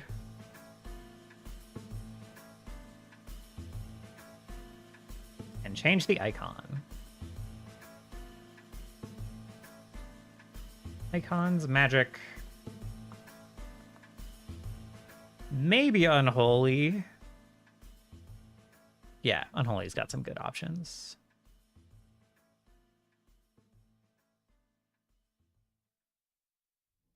Nice Void Eyeball would be good. This one will work. This one will work. It's got that nice purple fire. Might be behind. Nope, it's not behind my head. All right. Void Frenzy. There we go.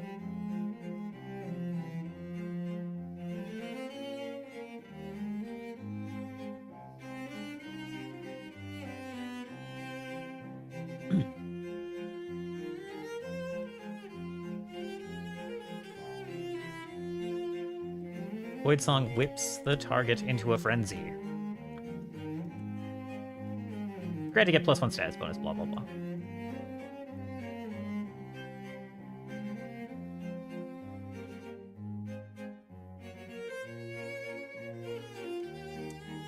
Chilling Darkness, Agonizing Despair. Yeah, not really. Maybe I'll give a Bless.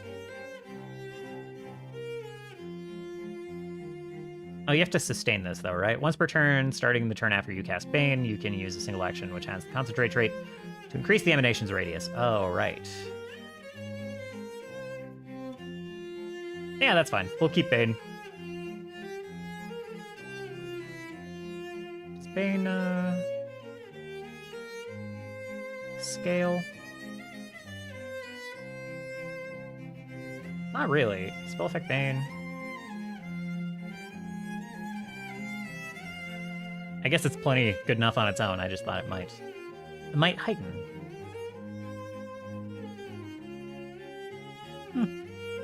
Okay. Alrighty. Good enough. Good enough for me.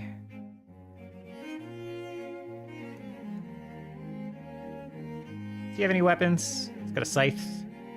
Nah, it's gotta be a... He's just not gonna have a weapon. I don't really care.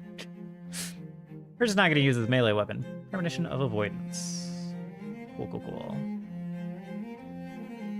Cool, cool, cool, cool, cool. Okay. The others will be easier to put together. Where'd he go?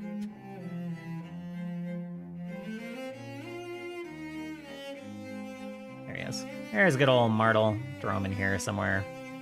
And we need his buddies. And we want like a beefy guy and maybe like a rogue.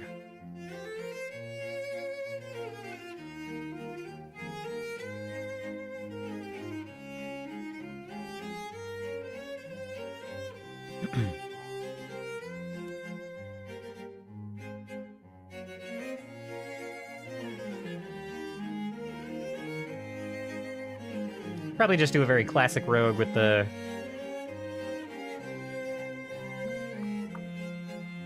classic dagger rogue.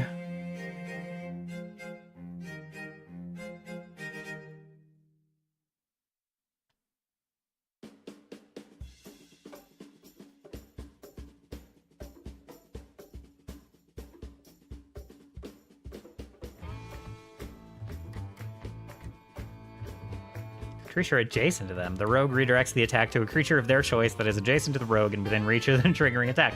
The attacker rerolls the strike's attack against the new target. Okay, okay. Interesting. Maybe we'll go with the street smart one.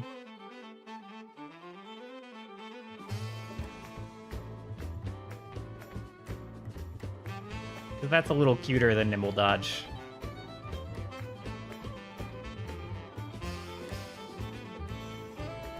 And we need a fighter of some sort.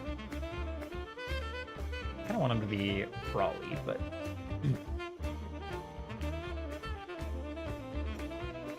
But I don't think the Jam and Jax Codex has... kind of like brawler fighters or rogues. I don't really want to make them a monk.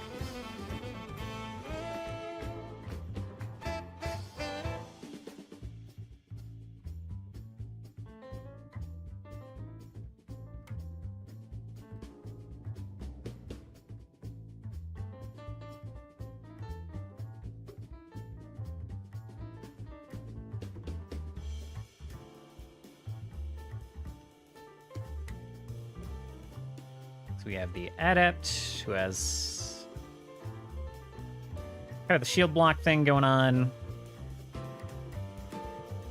Persistent has, it's like 2-weapon fighting. Valiant charges, and is dex-based.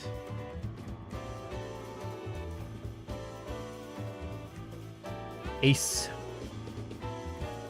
Has power attack and everything. Okay, power attack. That's probably where we're going.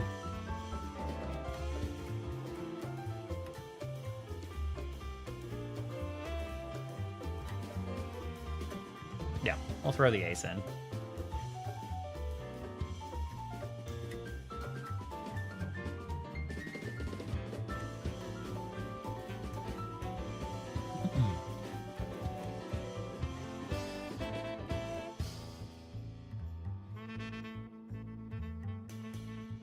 I'm a little tempted to keep this art.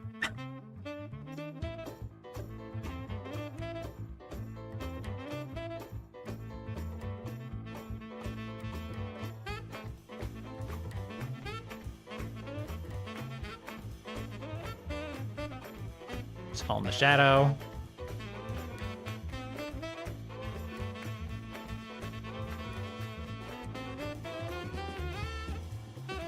And the Brute.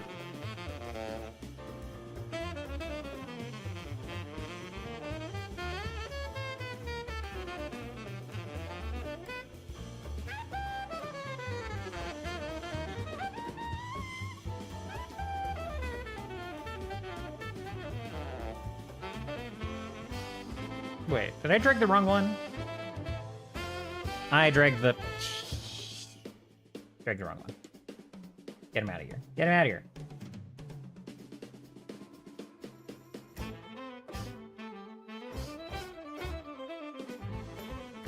Did the ace have...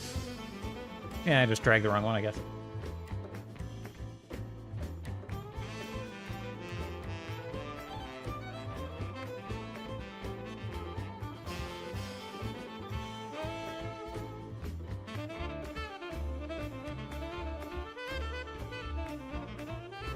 And then for the brute, we'll find some character art for him. Warrior. I suppose we don't even need to do warrior. We can just do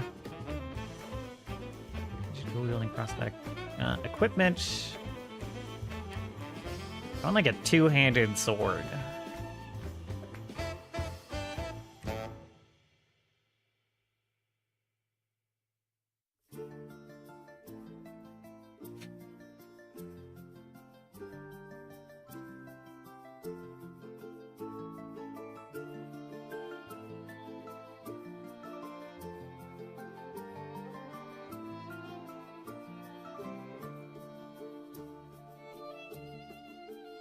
It's an odd lack of dudes with big swords. I guess this one. I could be Martel's buddy. Why not?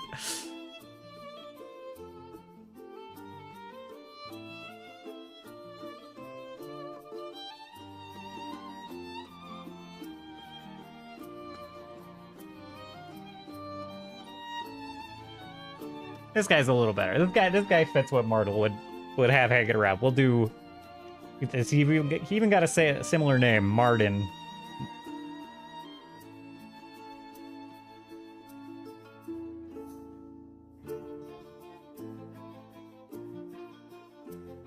We'll see if I find a...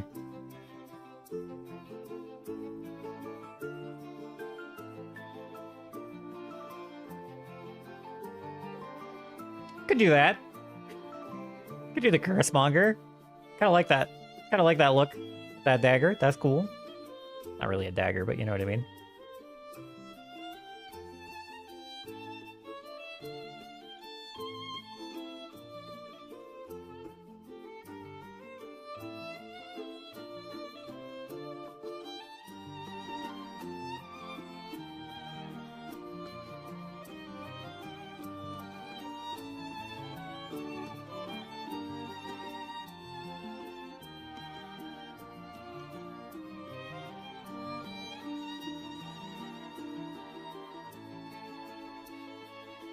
Yeah. Might get drawn this way.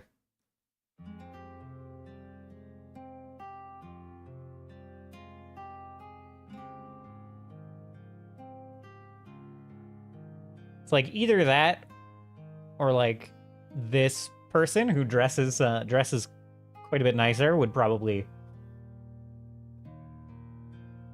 fit in with Martel's group. Let's see.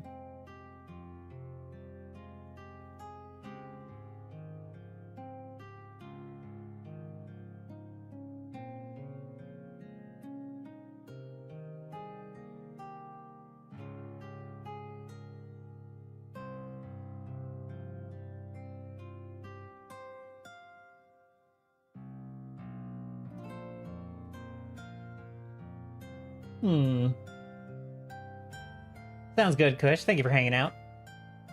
It's good to see you. I hope you have a wonderful rest of your day.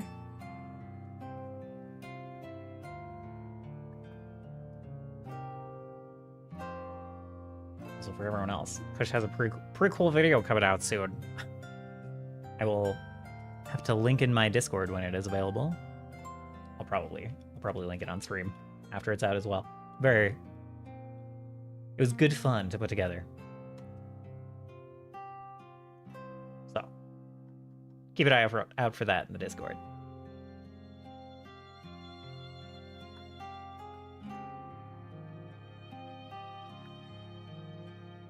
We'll go with this one. We'll go with the less edgy one.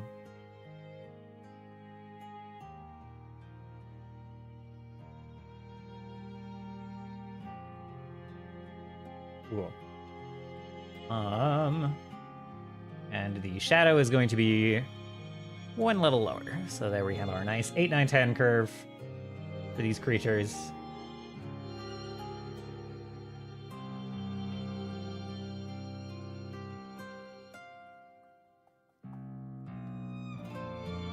How long have we been on? Been on 2 hours? I only have a little bit more to go, actually.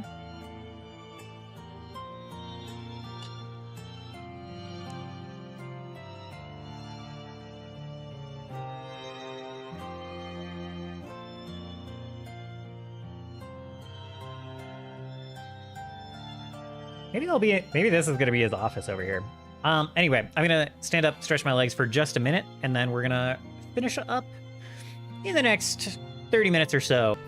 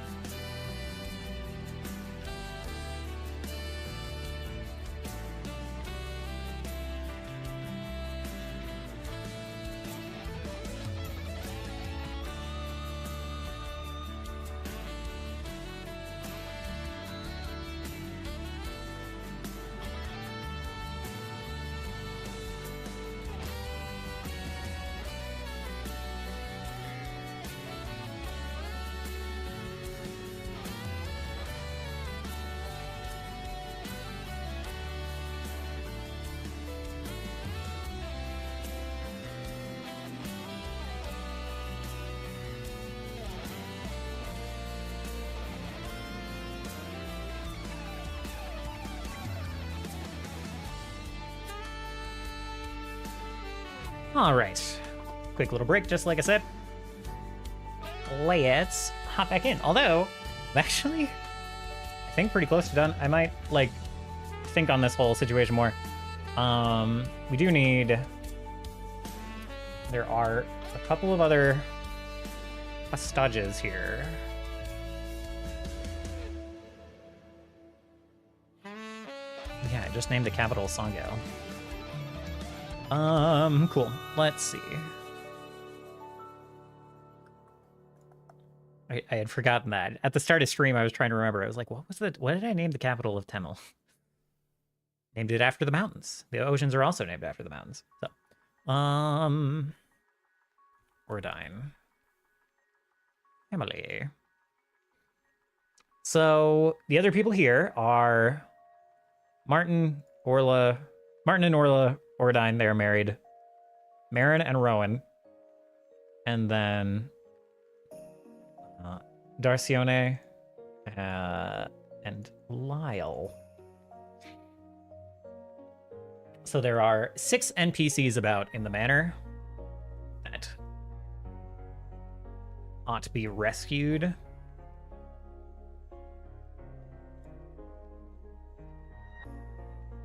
And where they are is going to depend a lot on... Oh, right. I was like, maybe...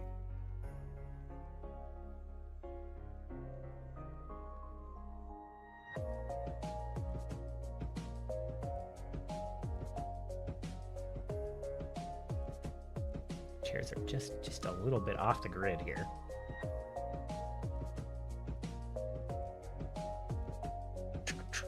Okay. Little office there.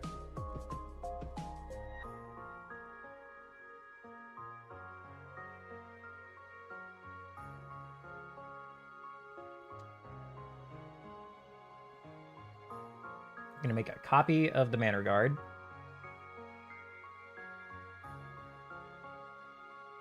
So much trouble finding the duplicate button sometimes.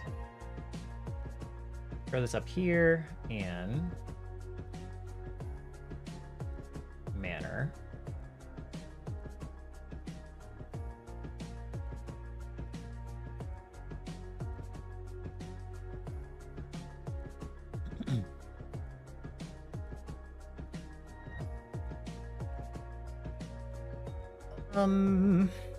Let me move this somewhere where I can reference it without having to alt tab to it. So we got,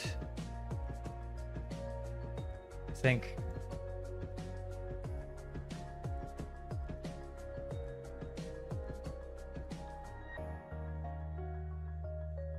start with Darcione.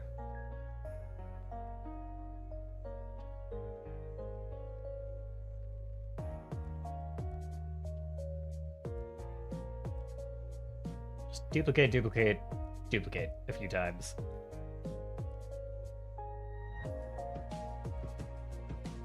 A lot of copy, copy.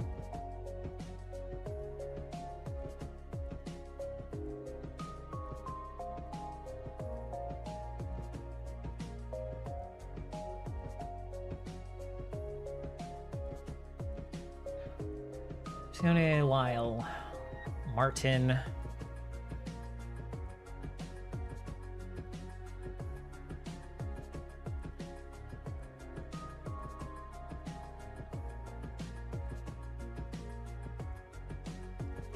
Marin, Rowan.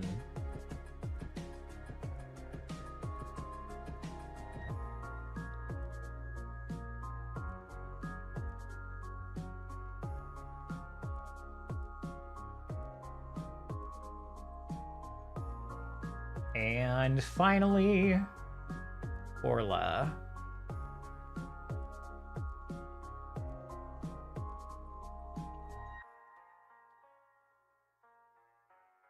There we go.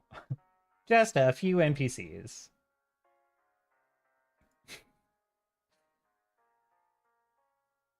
What? What do I... Am I... Is my NPC list shocking? Okay, we need a couple more affluent humans that look less douchey.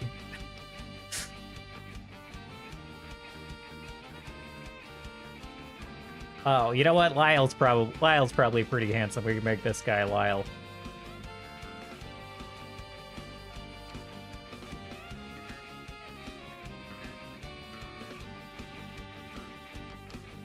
We had...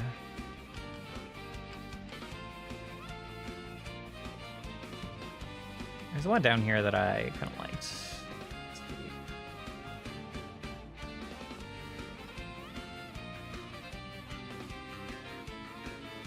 What the? Oh, yeah, sorry. I got a text that I thought was from work, but it is, in fact, from... It is, in fact, from the Democratic Party. Asking for money. That could be Orla. Where is the other one that I liked?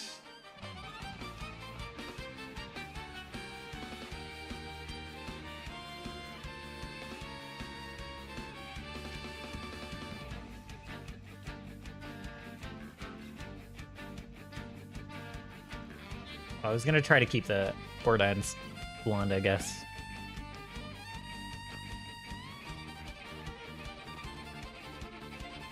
Let's see.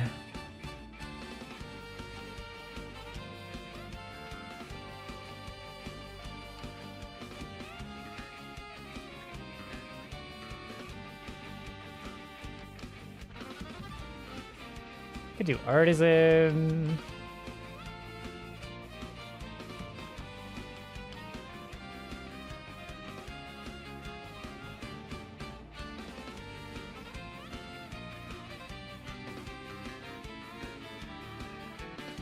I'm getting so hungry. I am very excited to eat. Thought this guy might be blonde. Turns out just bald. Just shiny.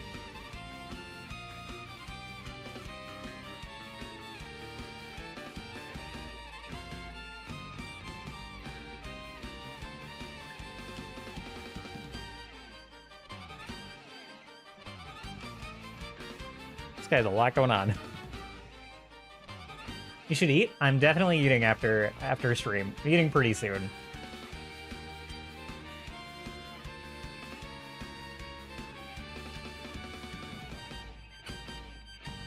Okay, not artisan. Fine. Civilian?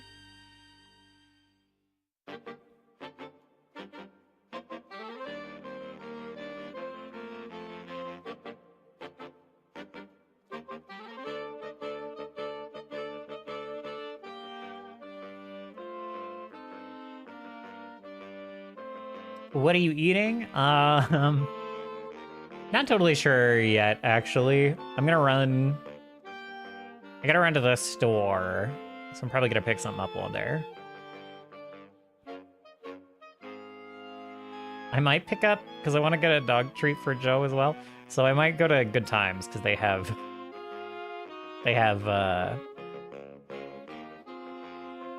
some, like, milk bones and soft serve thing that they do. That's pretty cute. So I might grab that. I might grab something from Good Times. Might be eating fast food for breakfast. Just today. And then tomorrow I'm eating, like, straight up beans and rice, I think, for dinner. Some kind of cheesy beans and rice thing. Adult Lunchables, very nice. Got cheese and ham and crackers and carrot sticks. I love that. I don't know what Good Times is. It's like a, it's a pretty typical fast food place. They like to say that they're like on the healthy side, and I don't know how true that is. But their veggie burger is pretty good. Other places, other Good Times locations have nicer stuff. This place mostly has the fast food fried stuff. They have burgers, they have chicken, they have onion rings, they have fries, and soft serve. Why not a knife?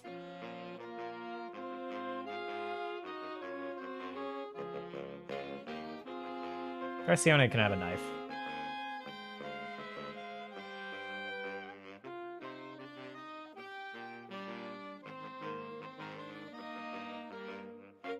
Saw another dude up here that I thought I was gonna grab. I don't know where he went.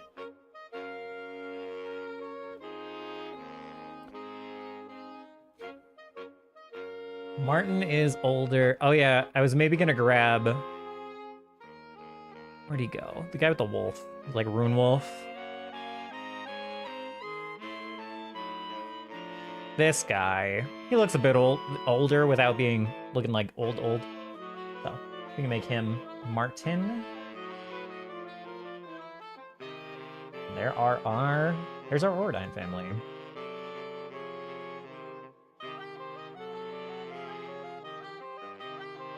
Pick the one with the dog, yeah. Very fluffy dog. I like him a lot. He's also very relatively fluffy compared to the other ones. He's got very poofy hair and a very fluff beard. Although his attire is not very fluffy. He's looking a little bit... Like, he's kind of just a noble, but he's looking a little bit fashy. How many kids? I don't know if there are many kids in... I don't know if there are many kids.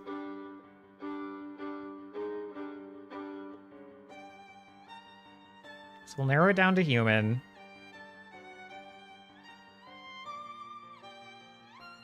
I just don't know if the NPC gallery has many children. Civilian, warrior, sage, seafarer, officer, outcast, worker, artisan, affluent. Nope. None of those say children.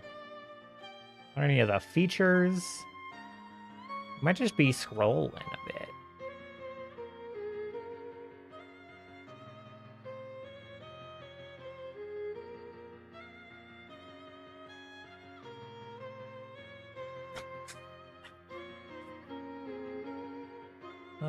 Let's see.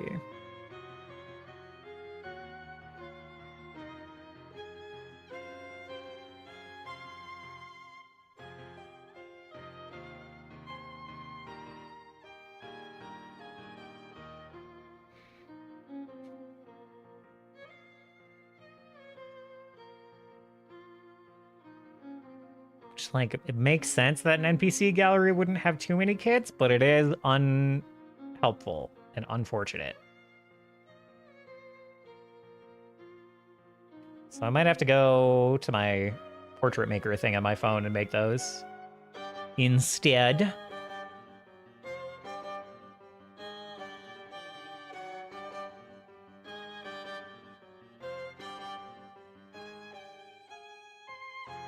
There's a dog in the human section?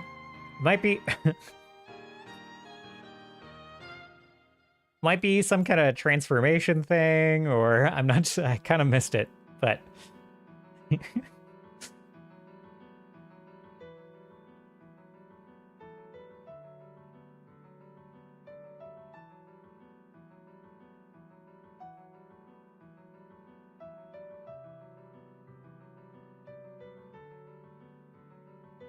I'm running into all sorts of wand options, but that's fine.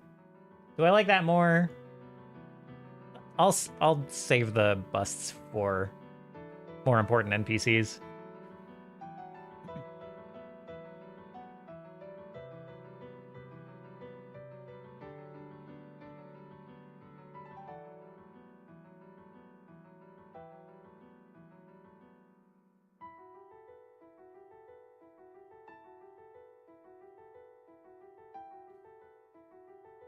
What in the world, man?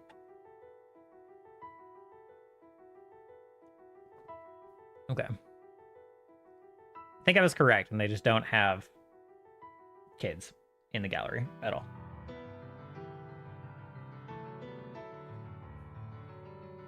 I thought they might have some, like, generic ones, but I haven't really seen them.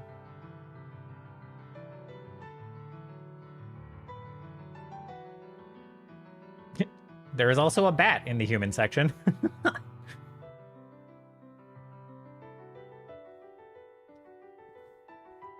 Oh, urchin. Great. Found a kid.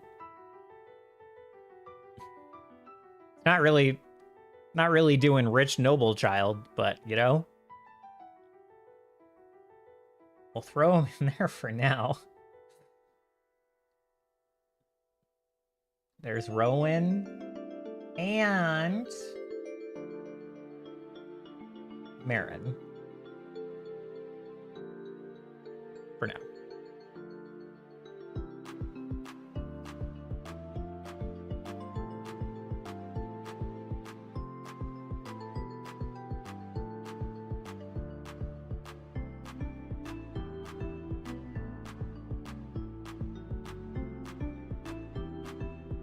Wow, yeah. Okay, so the only children were street urchins. What happens if I just search child? Brainchild.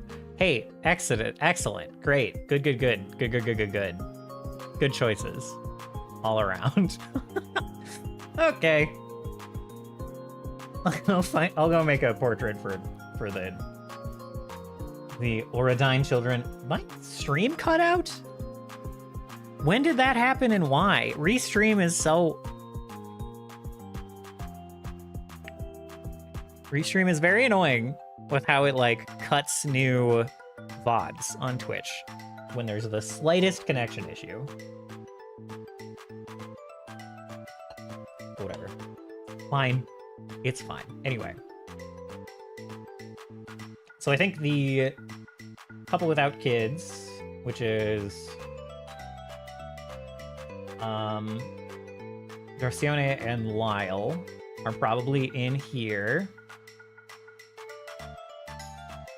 They won't even see the knife unless they hover over it. Lyle. They're just hanging out. They're just hanging out in here by the fire.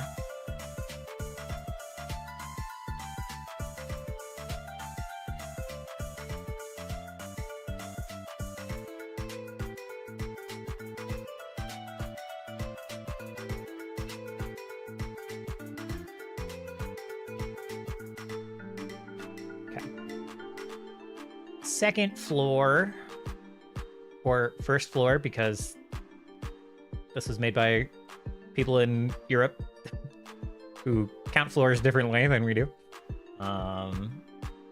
We'll have Orla. It kind of depends on the time of day again, so I'm not totally sure.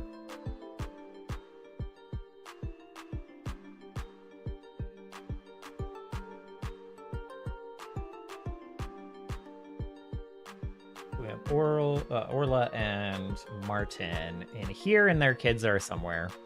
Kids are somewhere on this floor.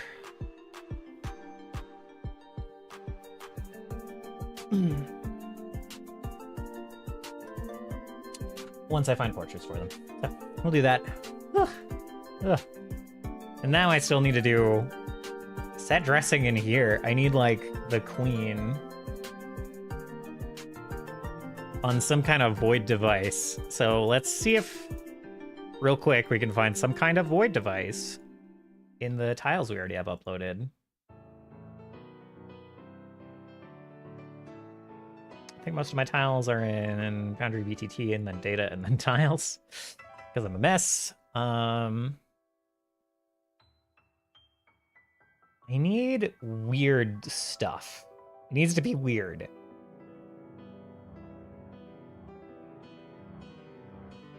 Tiles is shockingly normal stuff.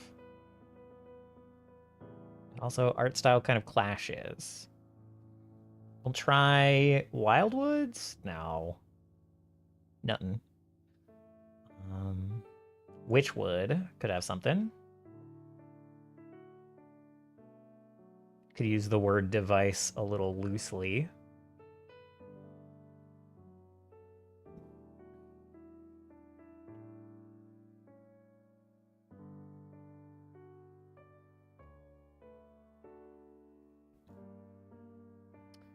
And I could recolor one of these. I think we can tint. I think I can tint tiles, right? Appearance. Tint color. Yes. Yes. Closer to purple. See what it looks like. It's alright. That'll do the job. Oh, maybe I should put it right on the star. Yeah. Yeah.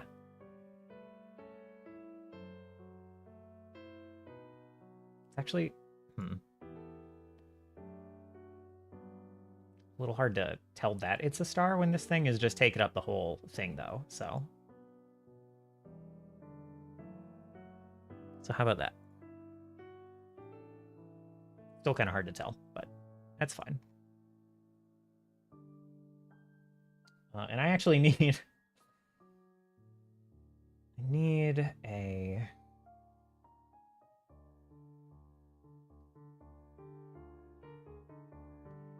I don't think I have a Queen Redmore token. Do another duplicate.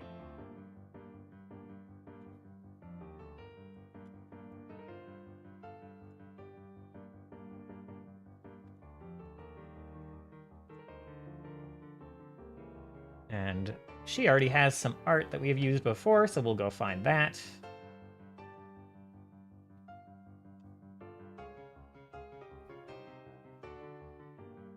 Back to human, affluent, and bust. Yes? Is it not a bust? Take off affluent, maybe? There's Morgan. Okay.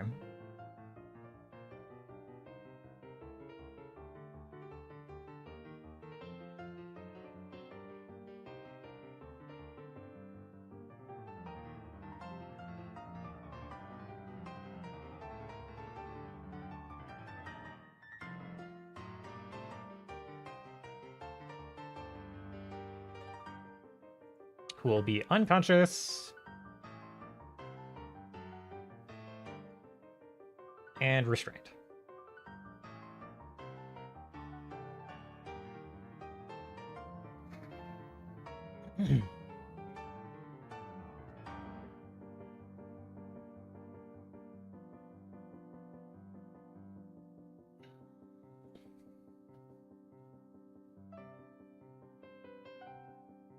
Still not totally sure if I want it to be in this room or if like the master bedroom is taken over or what, but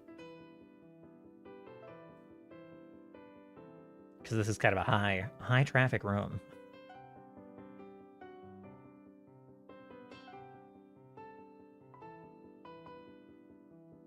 We'll see. I might change my mind on that. Might change my mind. We'll see.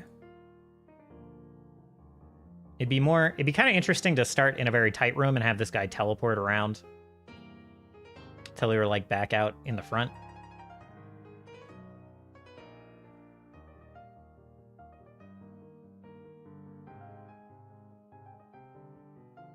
So I guess they will just have the information about where Morgan is being kept.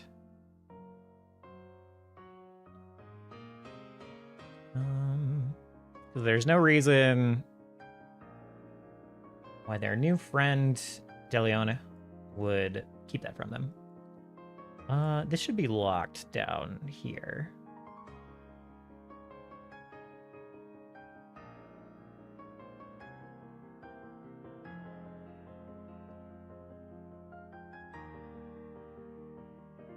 Maybe it won't be locked. Maybe there's going to be a wall of force there.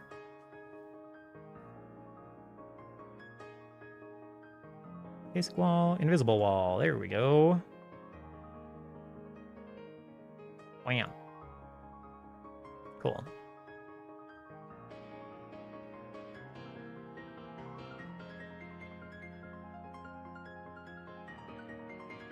Do I have like a spell that I can use as a wall of force or something? Where's the spell effects?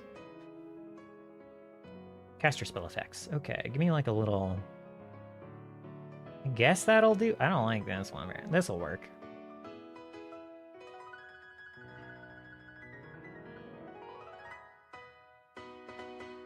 Yeah, that'll do.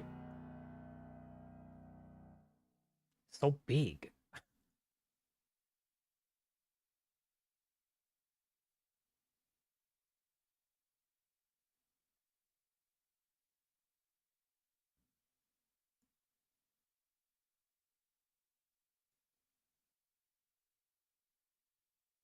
Okay, and we will invisible that.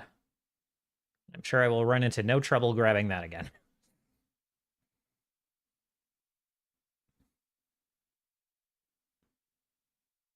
I think it's gonna be a little worse than a wall of force. I think it's gonna like yeet whoever touches it backwards. Ouch. Why not an Octopath piano collection while we're wrapping up? Okay. So we are a good chunk of the way there.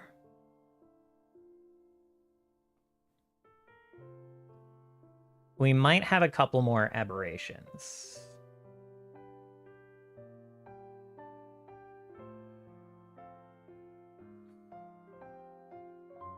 Clear all filters, aberration, levels, lower level aberrations.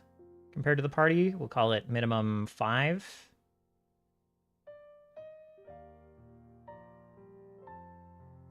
Wow, wow, what the heck are these guys? Subterranean depths of the plane of shadow. These guys look sick as hell. What the fuck?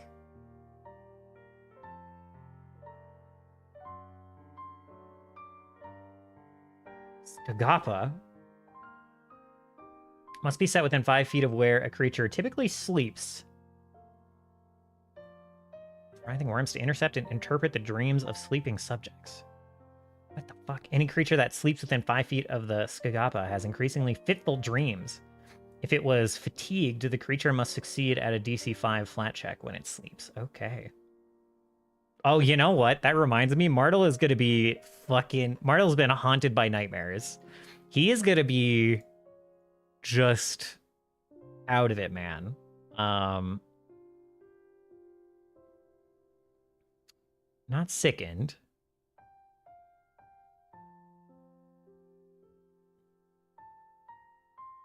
What is it? Enfeebled. No, I guess I'll be drained.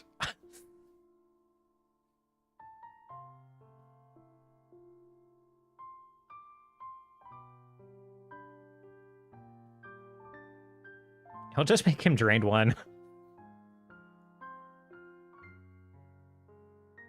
We'll give him both. We'll make him drained 1, and we'll make him enfeebled. We'll give him a bit of a physical disadvantage too.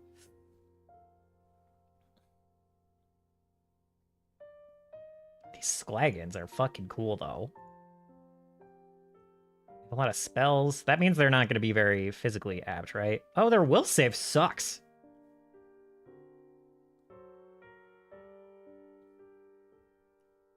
Snag weapon.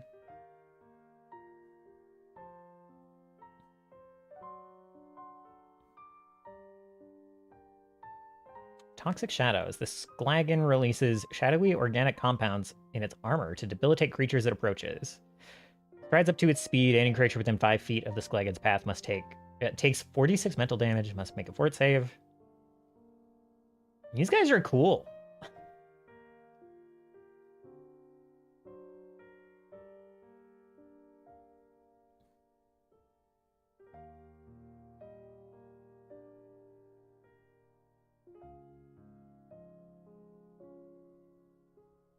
I'm gonna fib and say these guys are like evolved Ruchalics again, even though they're the same level as Ruchalics.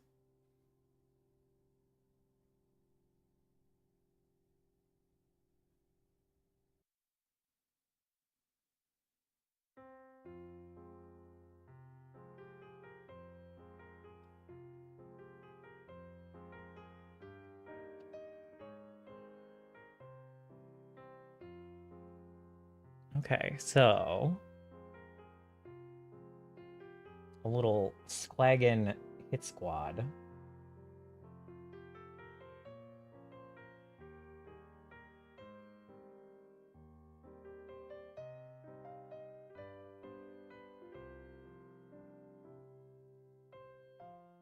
How many level 6 creatures does it take to screw in a light bulb? To screw in a level 9 light bulb.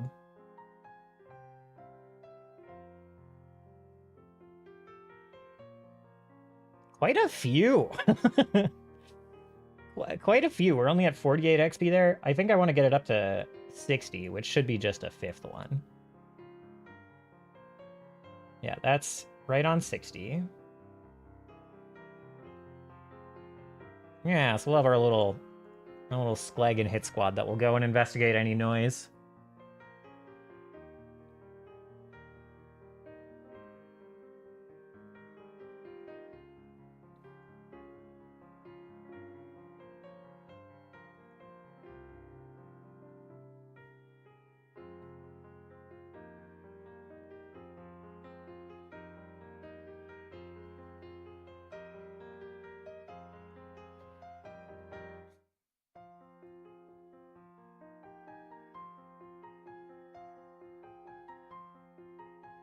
Does this go down or up? It must go down.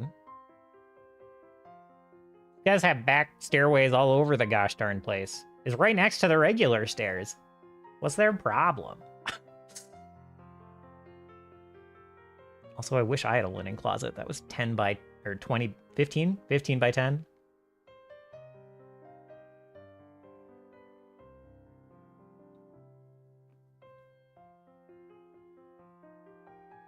Yeah, weird. Lots of little other paths up.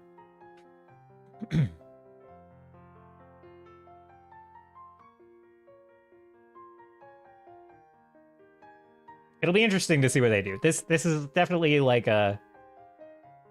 I don't know. This is not... It's not hard to deal with these guards, but they've been on a try not to kill people kick, so they might not resort to violence. Anyway, I am out of time. I'm out of time. I gotta go start listening to my character playlist right now, or I won't finish it before the game, and that would be tragic. So, thank you guys for hanging out while I did some prep for Pathfinder. We will be playing through some of this on Wednesday, but probably not even most of it. But we'll see. We might get to the boat stuff anyway. Who's around? It's usually pretty quiet at this. I only know late night people, and I gotta meet some new earlier in the day people for exactly this situation. But today is not that day. I gotta get going.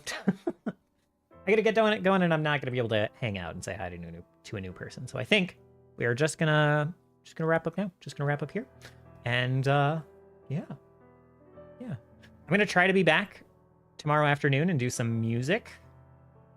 Kind of gotta double check and make sure that the fellow who's commissioning me, Echo of Echoverse D&D, gotta make sure that they still want the same song worked on next. And if they do, then I'm gonna try to get some sketches out first tonight. I don't know. We'll see. We might sketch out some stuff, a multitude of things tomorrow. I have another song I got to work on, but I have to work on it either off stream or call it a GM prep stream because it's a very specific song to get in the party. It's for this campaign, and it would be a bit spoilery to talk about it too much in front of players. So we'll see. We'll see about all that. Anyway. I hope you guys all have a wonderful, wonderful Sunday and a wonderful start to your week. And I'll see you all again real soon. Hopefully tomorrow. If not then, Wednesday. Goodbye.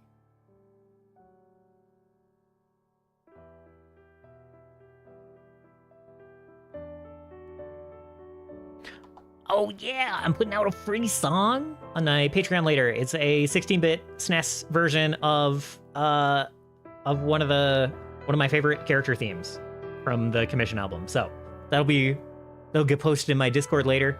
It's been a lot of fun converting these songs to 16-bit, so expect that later. Oh, technically it's due tomorrow, but whatever. I'll get it out a day early. That's fine. Anyway.